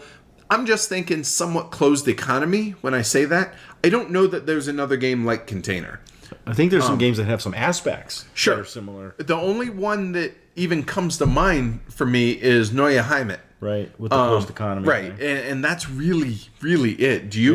Can you think of anything? And that's a good thing that it's unique. Just like what we say about Indonesia, the way the mergers work. I mean, there's nothing like that. One of my favorite aspects of Container is pricing the goods. And you can do that in Key Harvest, for example. Okay. That's just a similar. The rest of Key Harvest is nothing like Container. But I can set the price of my goods. And in fact, I can even buy them if they're still there when the turn order comes back around. But so I think there's games that have just aspects, the closed economy, the price setting, various things like that. I don't know of anything that's like Container though. And that's a good thing. Yeah, absolutely, it is.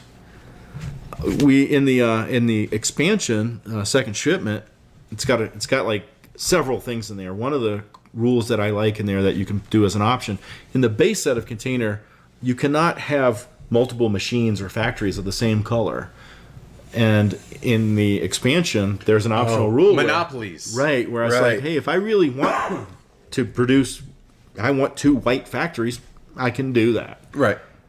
Whereas you can't. God help me, I guess, sometimes if I do. So I tried it in a 3-player. If the market's flooded, if you did a poor job of either looking around the table and seeing that, or someone has come in and been like, no, I'm not paying $4 for your goods. I just think that adds something to the sandbox and removes maybe like an artificial constraint from the players. I was just going to say the word artificial constraint. That's term, I guess. But we do share a that's gaming awesome. brain. Yeah, right. So there obviously there are lots of strategies that work. Yeah. I've yet to see the same thing work multiple times, in every game, is what I'm saying. Done exactly. There's not same in every one true path. Right. You can produce and ship. You can produce and warehouse. You can warehouse and buy containers. You can produce and just skip buying containers altogether. It is a viable option to just be totally liquid and have nothing on your island. Yeah, in the HeavyCon game I played with, Larry took one of those tacks where his island, he never bought a ship. All he did was produce and sail around picking up stuff from other people. And then letting you people buy it. He had a stack of cash, no containers. He came in second. It was quite a good strategy. And it's something that our group had never seen before. Which is awesome. Yeah. I love that. I think one of the things that might have played into Larry coming in second in that. Larry coming in second in that game was something else I dig from the second shipment, the expansion, and that's the gold containers. Because the game comes with a 5. The container says, hey, here's a 6th one, gold. And you can make a gold container at the beginning of your turn from any 2 different colored containers in one of your stores, you know? And it adds a different scoring mechanic in there, a little different dynamism to the end game scoring on your card.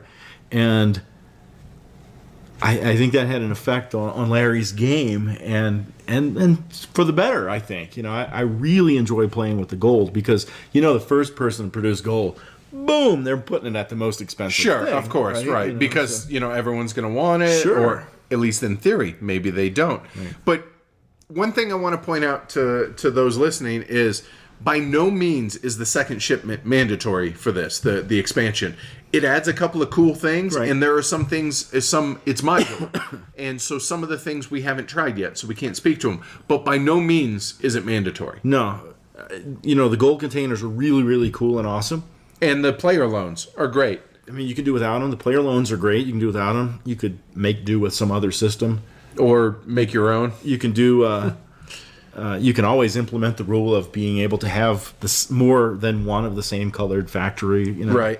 We have not played with the economies of scale part of the expansion, though. So I heard it puts more restrictions and stuff on you. So I'm interested in giving it a whirl. Sure, but I'm not sure how I feel about getting back to that artificial restriction thing. Yeah. But we'll mess around with it. But we're getting sidetracked. Yeah. Sorry. So the game rewards players that are able to identify underserved markets and use that to their advantage. Smart pricing and timing of when to make things available is super, super important and super hard to pull off. Spotting the inefficiencies in the market is easy. Actually capitalizing on it, though, that's hard, and that's an awesome hard thing. I mean, it's a good hard, if that makes sense. Yeah, and sometimes it's allowing you to make a few extra bucks on containers, and maybe even more than a few extra bucks selling those containers on the island. Totally. Or the island.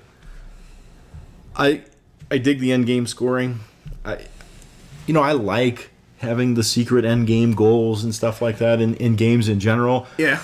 And I like it in this one too, because I'm giving everybody clues as to what I like on my island the whole game.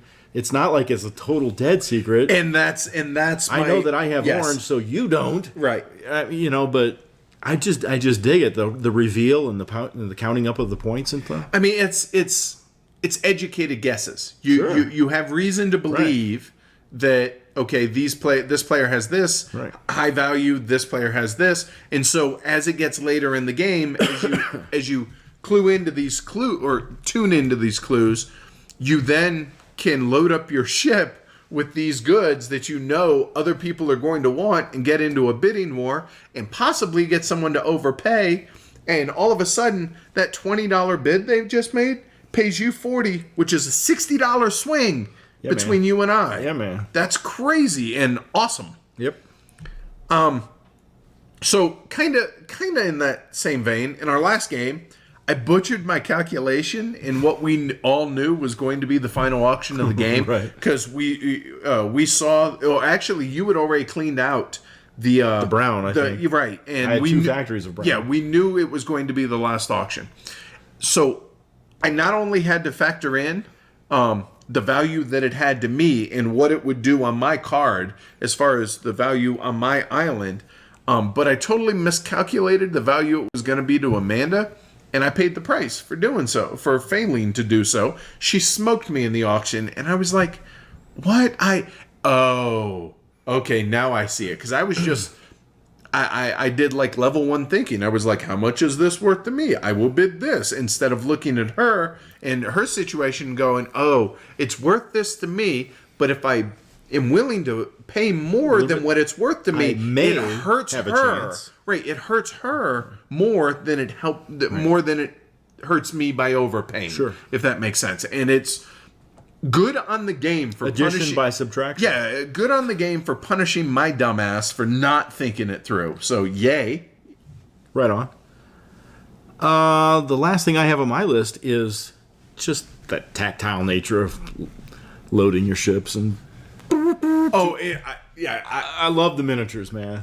When someone goes into your harbor, you have some guys that just toss the containers haphazardly onto the ship. Well, gently set, but load that. Right, and you're like, whoa, maybe I won't come back to your dock. Be like, what, these union guys? What's up with this? Maybe I'll go over to here. You buy my $5 containers, I will load them with care. Right. I mean, it's all dumb, extraneous stuff, but yeah, I totally get that. And I painted my ships. I am painting your ships.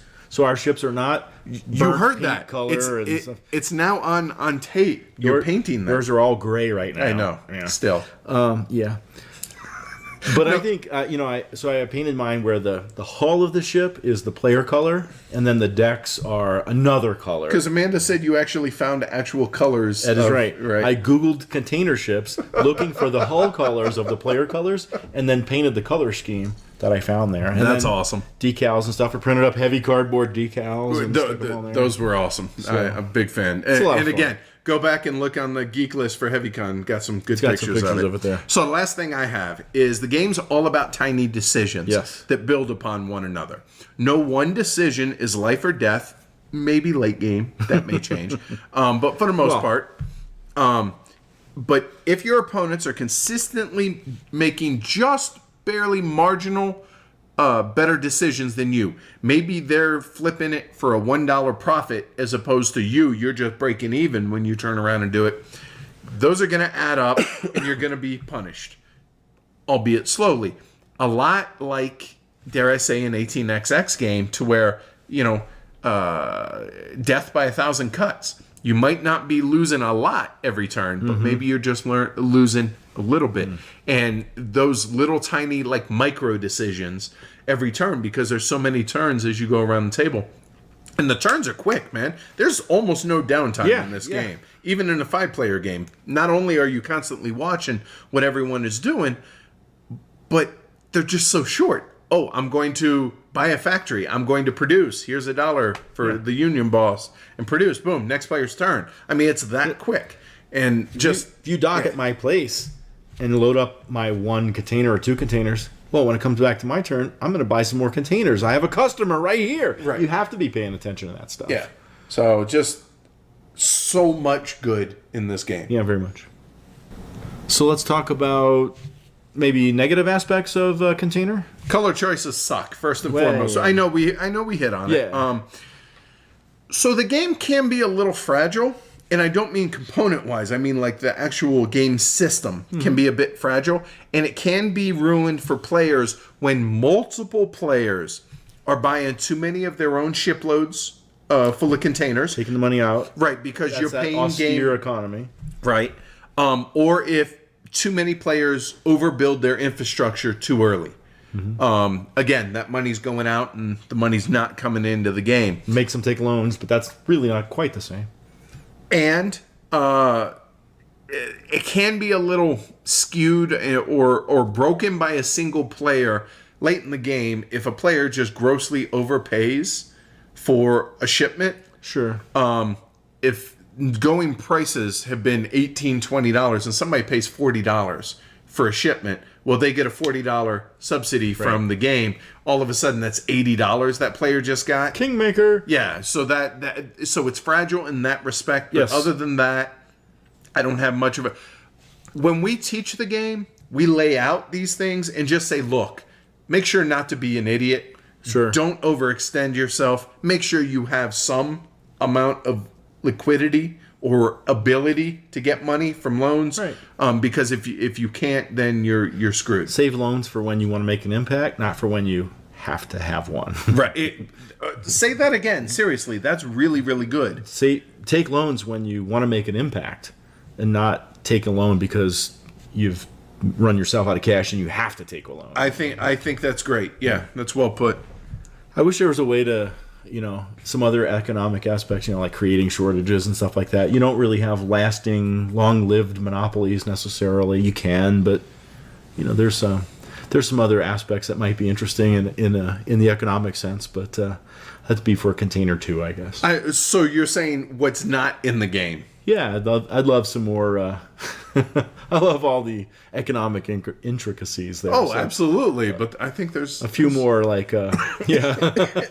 punitive things would be cool. But anyway, that's my own disease. Yeah, that's a Tony issue, not a Container issue. Right.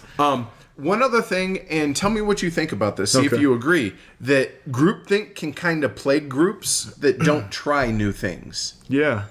I mean, Yeah, I guess that could be said for any game, technically. But Well, I don't know, because like we said earlier, like in this game, the game is the players. So if you're playing with the same 4 or 5 guys, it's going to be like the same game a lot of times, unless people are branching out into new strategies and trying new things. like what Larry did in that example. But yeah, that was one of the great things about HeavyCon. It was like, I got to play Container. It was a 5-player game. 3 of those people I had never played with. I mean, I never met them before at HeavyCon, Right. And that's great because their groupthink and my groupthink ain't be the same. So that's that kind of that cross-pollination that you want. So yeah, I think it can be very groupthinking, and you want to branch out into new players. And I mentioned I suck at blind bidding, but that's a me problem, But not I still a game. love it, Yeah, right? yeah, exactly. And I can carefully choose the amount that I think a load of containers is worth, and consistently be outbid. And if I don't adjust, then I'm bitching that it's a me problem. Just like, what Container doesn't have in it. So we each have one of those, but that's it. Yeah. But yeah, not a Container issue. Cool. Well, let's do some summaries on this game. Do you want to? Oh, me? No, me please. first? Yeah, go for it. All right. Container is just one of my very most favorite games in the world. I love its simplicity, yet its wide open sandbox that is created by the rules, and it really hits a certain sweet spot for me, and that's that player-driven economic abstraction sandbox. Just turn me loose in there, and I don't care if I'm first or fifth. I'm gonna have a blast. What you said. No. Container is, I mean, it's a true economic sandbox, and if that's your thing, go out and get the game. The end. Pay it. Yeah. Pay the money. Yeah. Or have a friend that's willing. That's right. Rating wise, on our 1 to 6 scale, you go first. Okay, it's a 6. Okay, it's a 6. Here's the thing, real quick. I thought about, is it a 5 or is it a 6? And I thought maybe it's a 5 because it can be a little fragile. And you have to make sure that you don't screw up the game, as do your part, basically. But Peyton Manning, do your job. But then I got to thinking that if you want a pure player-driven economic game that just is going to take games and games and games and games to really get to in a good way, like you can have fun with it the first time you play gotcha. but there's more layers to be uncovered as you go. I don't know that you can find a better game out there that does that. Terrific game, man. I mean, this is a Hall of Famer. Yeah, absolutely. Hall of Fame. That's Container. All right, let's have some fun. We opened up this episode for Ask the Elephant, and a lot of folks asked. So here we go. Skippin', a local buddy. Yep. Ask, what was your gateway game into the hobby, and what was your gateway heavy game? So I'm gonna go 3 phases of my gaming career. Okay. All right. Phase 1, as just a youngster, my grandmother and Monopoly. Well, yeah, sure. I mean, we all. I could still say have so. that board, man. Like that actual. I got like a board from the friggin' 40s. It's awesome. That I have nothing like that. It's I'm jealous. cool. That's cool. And it means a lot to me because my grandmother was playing games with me. That's cool. And then Carcassonne was the real entry for me into into this hobby. And I had been a wargamer, miniature player, and board game wargamer. And Puerto Rico instructed me that, whoa, there's this whole other world in board gaming going on here, that I need to start paying attention to. And things started going like this. And then Trajan said, whoa, I'm not getting what I'm getting out of miniatures. I'm not getting what I'm getting out of board gaming from miniatures. Okay. I need to flip this. And you have since very major. I completely, so it was Monopoly, Carcassonne, Puerto Rico, Trajan that brought me from a youngster to the fool you see before you that's totally into board games. And heavy board games board games to boot. That's right. For me, I didn't go back that far because, we all played. I remember playing Risk and Payday and all that stuff as a kid, with my folks. But 2009, we bought Arkham Horror back when we still lived in Vegas. I didn't know. Same thing with me in the car. Correct? Yeah, we played it. That was fine. But to be honest with you, we didn't get into the hobby until about 2.5 years ago. We'd moved to Denver 5 years ago, and halfway through, from then till now, we actually we found the game group, and we were like, hey, we're not really big outdoorsy people at that point. What do we do during the winter that we can do together with me and Amanda? And we were like, hey, you want to play some board games? Like, yeah, what all's out there? And then we found BGG, and, well, here you go. But no, the first heavy game that I played, not counting Arkham Horror, really, was Dominant Species. We played it and were taught it by an absolute douche canoe over with Chad's group, but luckily it didn't sour me on it, and it's been here the last 2.5 years. Right on. So, yeah. Clay R. asks, how would you define a way to compare games based on their weight? I'm looking for a better scale than BGG. Honestly, I have it broken up into either it's a light game, a medium, a heavy, or a war game, because war games are their own animal. I suppose there are some more delineations than that. Maybe there's, light, medium, or light, heavy, or whatever. But I think that's good enough, having those three. It's either light, medium, or heavy. Yeah. I don't need something to come in, it's a 3.6 versus a 3.8 rating, No. Weight rating. I'd usually call both those, heavy games. Sure. It's kind of a crappy answer, but it's honest.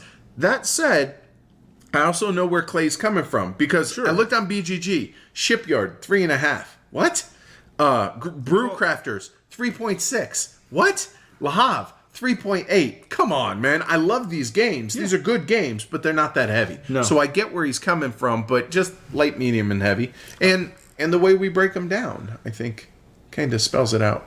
For me, like rating a game, like our 1 to 6 scale, it's a little bit of just a gimmick, or I don't know. It's like a way to express a feeling or something like that. But I don't obsess about them. I don't. And especially when it comes to weight numbers, because you know what?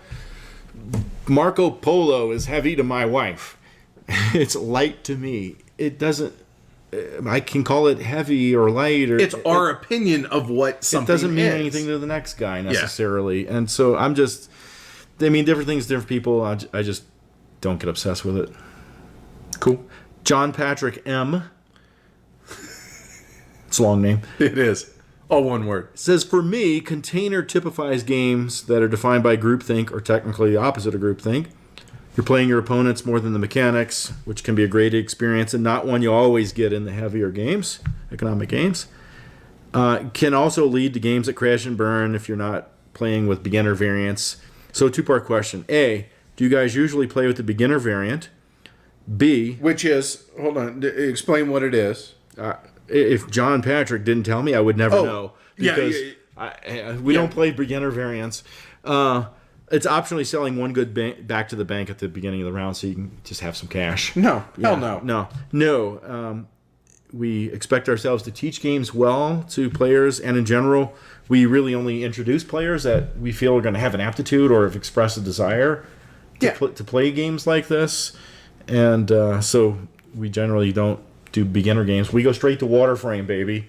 Yeah, pretty much. But at the same time, it's only people that we think will enjoy those type of games. Exactly. I mean, I have Lords of Waterdeep. I have Ticket to Ride. Depending on where they fall, you know what I mean? But let's be honest. For the most part, you and I aren't playing with a lot of people that are at that level. No.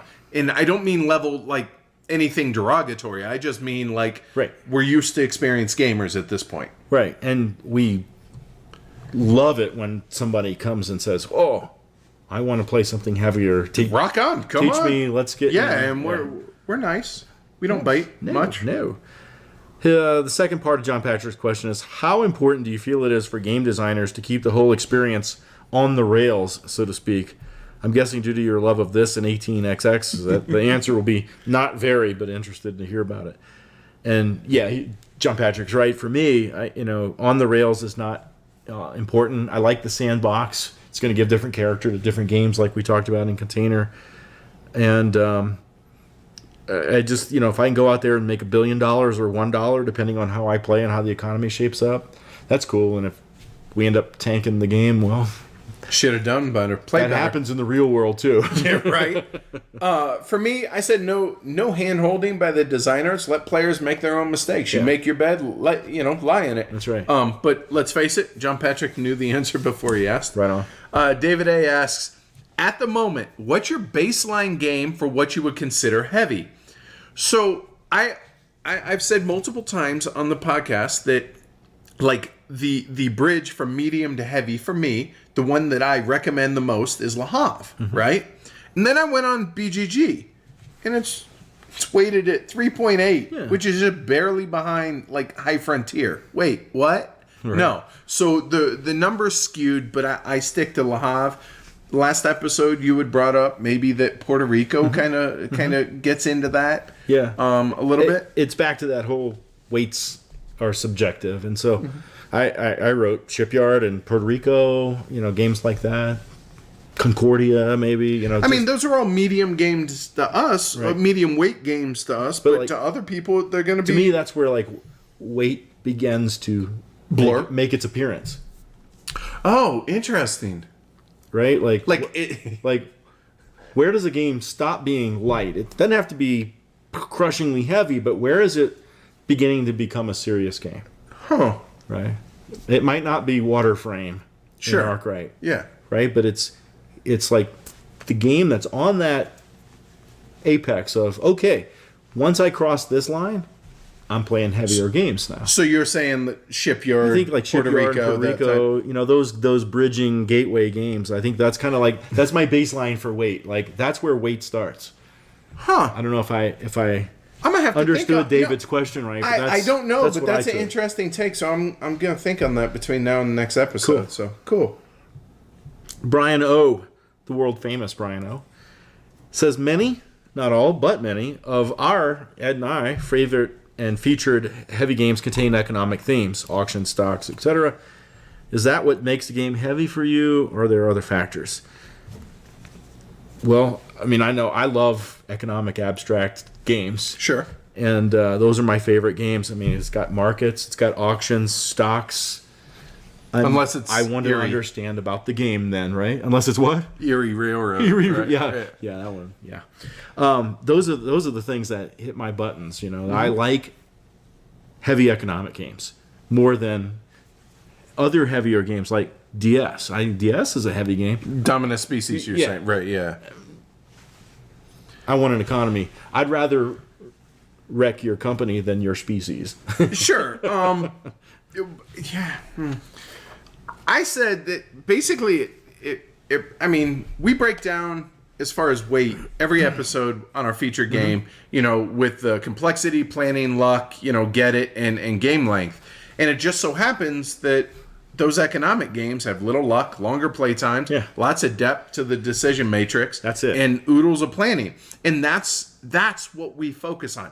It's not that they're economic games, it's that economic games tend to scratch all these itches. Yeah. So but I do prefer the economics. And like I want to be able to work hard to plan and set up my future in the game, and where my decisions are part of the next decisions, and so on and so on. And I know this is cheesy, but like peeling an onion, right? There's all these layers, and sometimes a little crying. That's what makes game heavy for me. Parfait. Everybody loves parfait. Parfait. Yeah, onion. Shrek? Never mind. One counterpoint to that real quick. Demonker, not an economic game. Heavy game. Love it. One of my all-time favorite games. Yeah.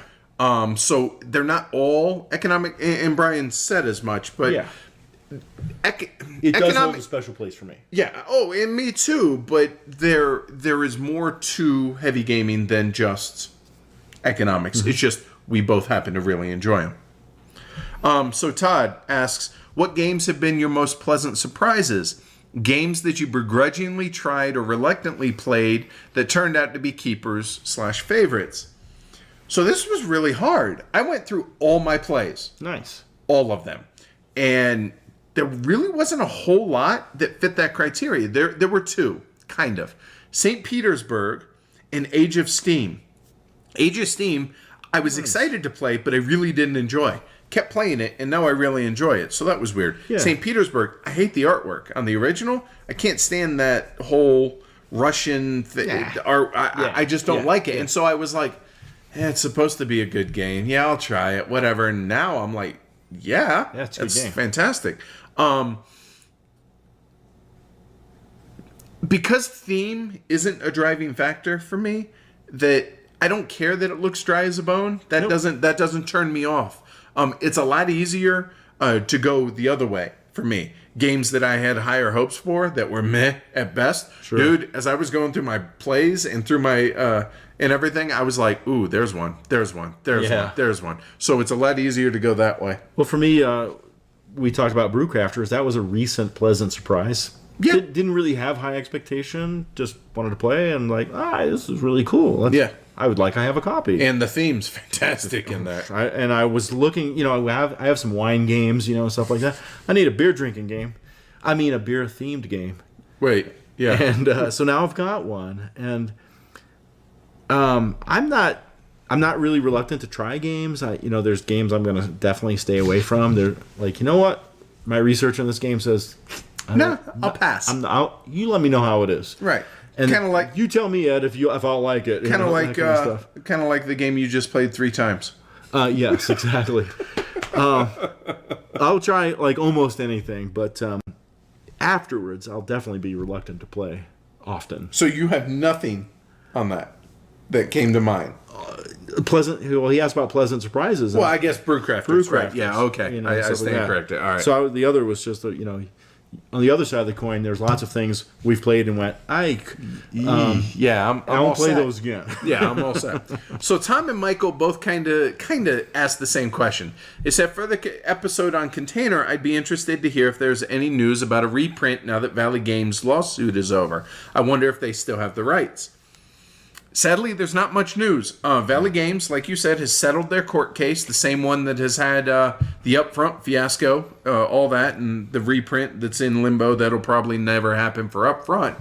So it's possible there may be something, but no one really knows who owns the rights to the game, whether it's reverted back to the designers or the designers' estate, since one of them has Somebody's got to know. Just that information's not... It's not publicly known. It's not widely disseminated. So I would say I wouldn't expect a reprint before 2017, if there is one.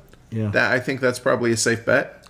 I've seen on BGG people like making their own container sets and stuff like that. It can be done. There's come down to that for some folks. I mean, if you're making it for personal use, is there a problem with that? I mean, you're not selling it, you're not profiting from it. Where's the problem at, right? Just saying. So Nate has 2 questions. Okay. What were the highlights of HeavyCon 2015, and do we have any funny, amazing, crazy stories to share? You first. Okay, highlights. Yeah. Met some fantastic people that we've never met before, and I really enjoyed eating, drinking, gaming, and enjoying really what's good in life with those guys. Good. For what it's worth, it sounds cheesy. No, it's not cheesy. But I really agree. Same thing with BGG Con for me. I heard all these people talking about, the gaming's great, but I come back for the people. And I'm like, what? Shut up, whatever. now that I've gone, no, really, That's cool. I do get that, and it's very much the same here. One of my highlights was playing Masters of Venice. If you couldn't tell, it's been something I've been looking at and had been watching some videos on and reading and stuff. And when Mo started setting it up, I'm like, whoa. You're going to teach me, right? So that was really a highlight for me, is getting to play that game. Also getting to play Modern Art. I never get to play it enough. It's not an awesome game or anything like that, but it's a really fun auction, and you can really get into it. And the artwork's beautiful. That was just really, really fun. And Irish Gauge was like a good surprise for me. It's like, Paul Chad said, Tony, you got to play this. So I got a chance to do so. And man, he has a copy. Thank God. Because now we'll get to play it some more. Cool. Any other highlights for you? Well, I mean, obviously Democker, that was awesome. I mean, everything was great about HeavyCon, to be honest. As far as funny story, I got one. So, it came during Faction 5. Right. The board game group. That game's just a pile of laughs. Super quick. You get dealt cards. You're in teams, right? So we had 3 teams of like 4 or 5 each, whatever. And you had to, maybe you got a card that was like heads of state. Right. Categories. Sure.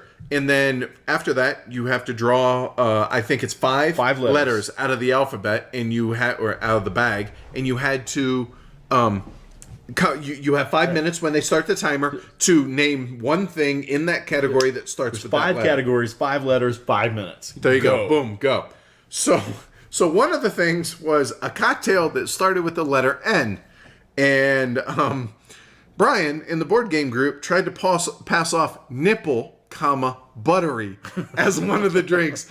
No, I'm sorry, that did not fly. But, dude, we just lost it laughing about that. The other one, arguably, I think German Mike may have outdone them on this one was cool. Trying to pass the BS. Like World Leaders was one of them. Yeah, they had all these World Leaders letters that started with the letter C, U. Okay, Churchill. D. De Gaulle. And there was whatever, S for Stalin. Right, Whatever. right. But there was U. Oh, Mike busted out with Uribe. Just say it with confidence. No one will question you, he said. So when we were revealing the answer, whipping up the Google machines. He's like, he did that, but the highlight wasn't that he busted out with it. It was that our buddy Matt, who wasn't on our team. He was like, "Oh yeah, isn't he the leader of Chile?" And just the fact that Mike just randomly came up with this name, started with the U, sounded good. It didn't fly, but I absolutely just lost it, dude. He got that. No, we didn't give it to him. No, almost. Because like that guy, almost, but just an awesome time, and can't wait for next year. So something comes to my mind that you told me about that's happened, I think, as a result of HeavyCon and also with German Mike. Okay, what? He changed his BGG username to German Mike. Not his username, but his above name to German Mike, which God bless him. That was fantastic. Hilarious, man. So John R. asked about 10 questions. He asked a lot of questions. Hopefully we hit on them on the review. Right. It was too much. And same thing with Scott. He asked about what does the expansion add to the game. Yeah, I think we hit on that. So Raphael has asked us, have we played Trois, Vanuatu, Planet Steam, and or Brussels? 1893. And if so, what's your take on them? And if we haven't played them, he suggests that we do. Excuse me. Yep. Trois, let's go back and forth. Own it, love it. Own it. Haven't played it enough. Want to play it more. Okay. Can be a hard game. That's another game where the character of the game can be different from turn to turn or game to game with the different cards. Vanuatu, own it, like it. Same. Don't own it. Played your copy. Right. Enjoyed it. Interesting game. Some can brutality. Be mean. Yeah, can be really mean, and that's not necessarily a bad thing. No, we like that. Planet Steam, should own it. Really like it. Own the second edition. Decided to pass on hunting down a first edition copy. Before the podcast came to be, we had this game of the month thing that we started that we would play the same game every week for A month. Yeah, 4 or 5 weeks, and we did that. That was one of them. I really enjoyed it. Yeah. But I'll be honest, I don't know that I'm really excited to wanting to get it out again, but not really Pieces. Not willing to get rid of it because I feel like it'll come back around. Kleiker's still looking for water. Brussels, never played 1-2, heard good things. Yeah. Excited to play it more. You need to play it. We're going to review it. Well, now we can because it's out of print, so we can review it now. But no, good game. Recommended if you can find a copy. So Raphael also wants to know if we played the Terra Mystica expansion. He says it adds some great features, variable turn order, auctioning the races, blah, blah, blah. Variable end. I have the expansion, and I want to play it. I love Terra Mystica, but it's kind of been lost in our shuffle of gameplay. Whenever we're talking about, hey, what are we going to review in a couple episodes, you keep bringing up Terra Mystica. And I'll be honest, for a year, I played it so much that I got burnt out on it. And so I've been like, no, I'm all set. The expansion's got a new board in it and everything. But it's getting to the point to where, I could do Terra Mystica some more. So I'm starting to get the itch to play it again. And the expansion does sound awesome. Let me scratch that for you. Right. So, yeah, expect to see it sometime in an upcoming episode when we don't know. Oscar V asks, you recently mentioned that Through the Ages was one of your favorite games. Yup. What are your thoughts on Vlaada Chvátil and his games in general? All right. Here we go. Galaxy Trucker. I like the first half of the game. The second half, not so much. Never played it. Dungeon Lords and Dungeon Pets and Mage Knight. Own 2 of the 3. Want to play all 3, but haven't yet.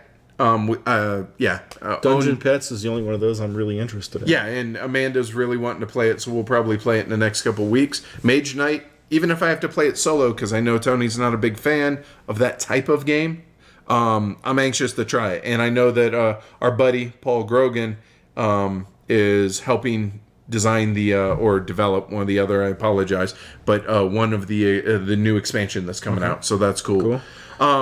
Lastly, Space Alert can be set on fire as far as I'm concerned, simply due to the annoying soundtrack. Supposedly, it's supposed to be a great co-op, but you lost me at co-op because we don't do co-ops. Right. And that soundtrack, just make it stop. God, please make it stop.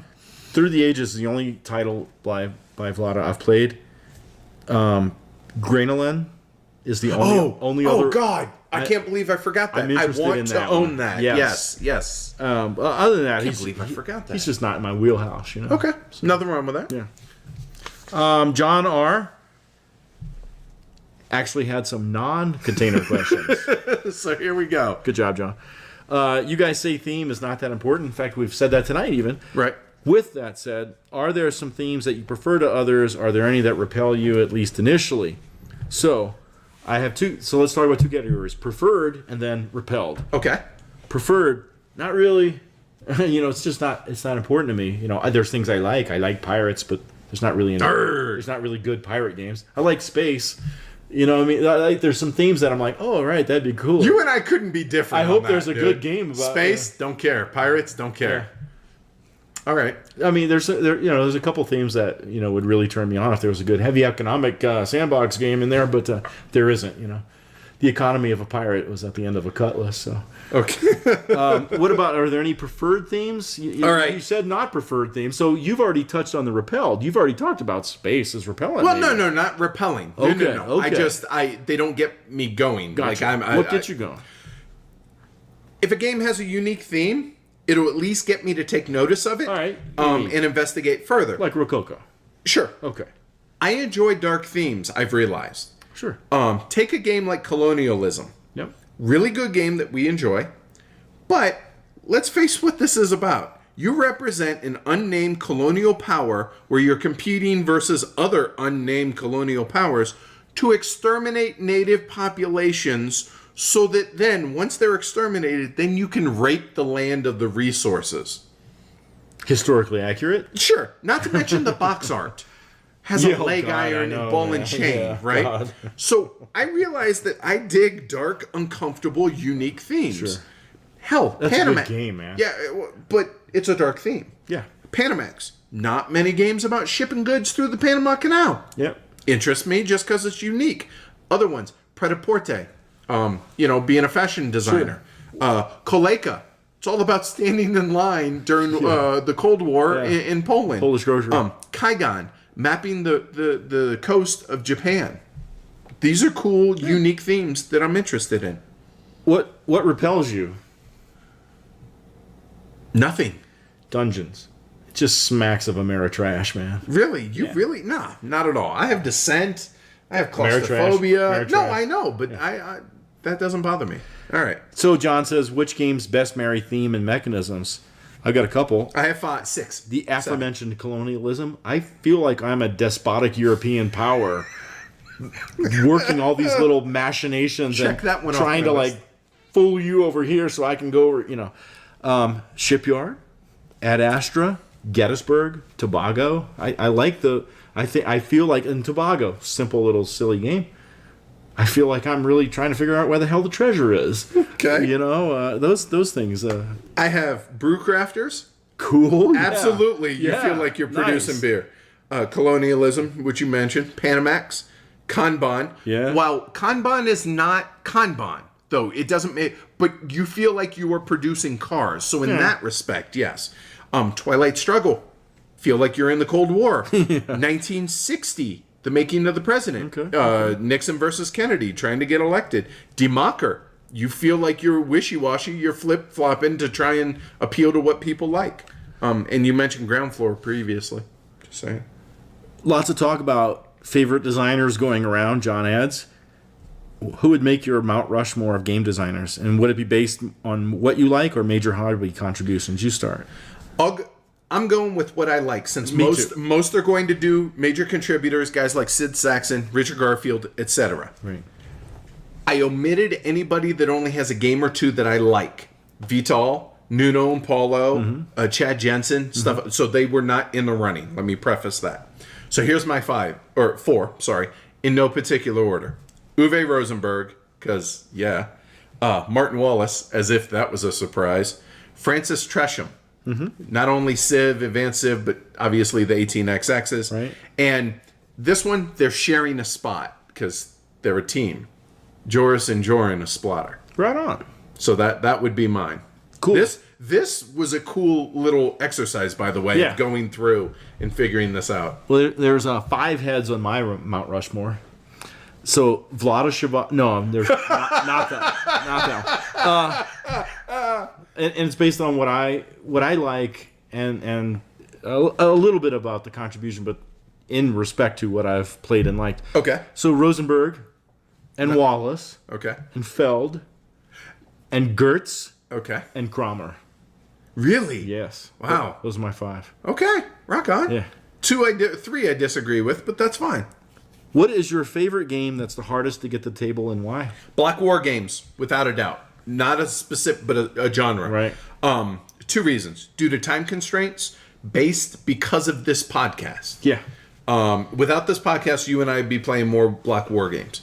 Plus, there are only 2 players, so, we have Amanda, Paul Chad, etc., etc. It's hard to get them to the table.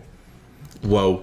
One thing that just popped into my head when I was considering the question was Concordia by Matt Gertz. It's an awesome little game, but it's just so many to play.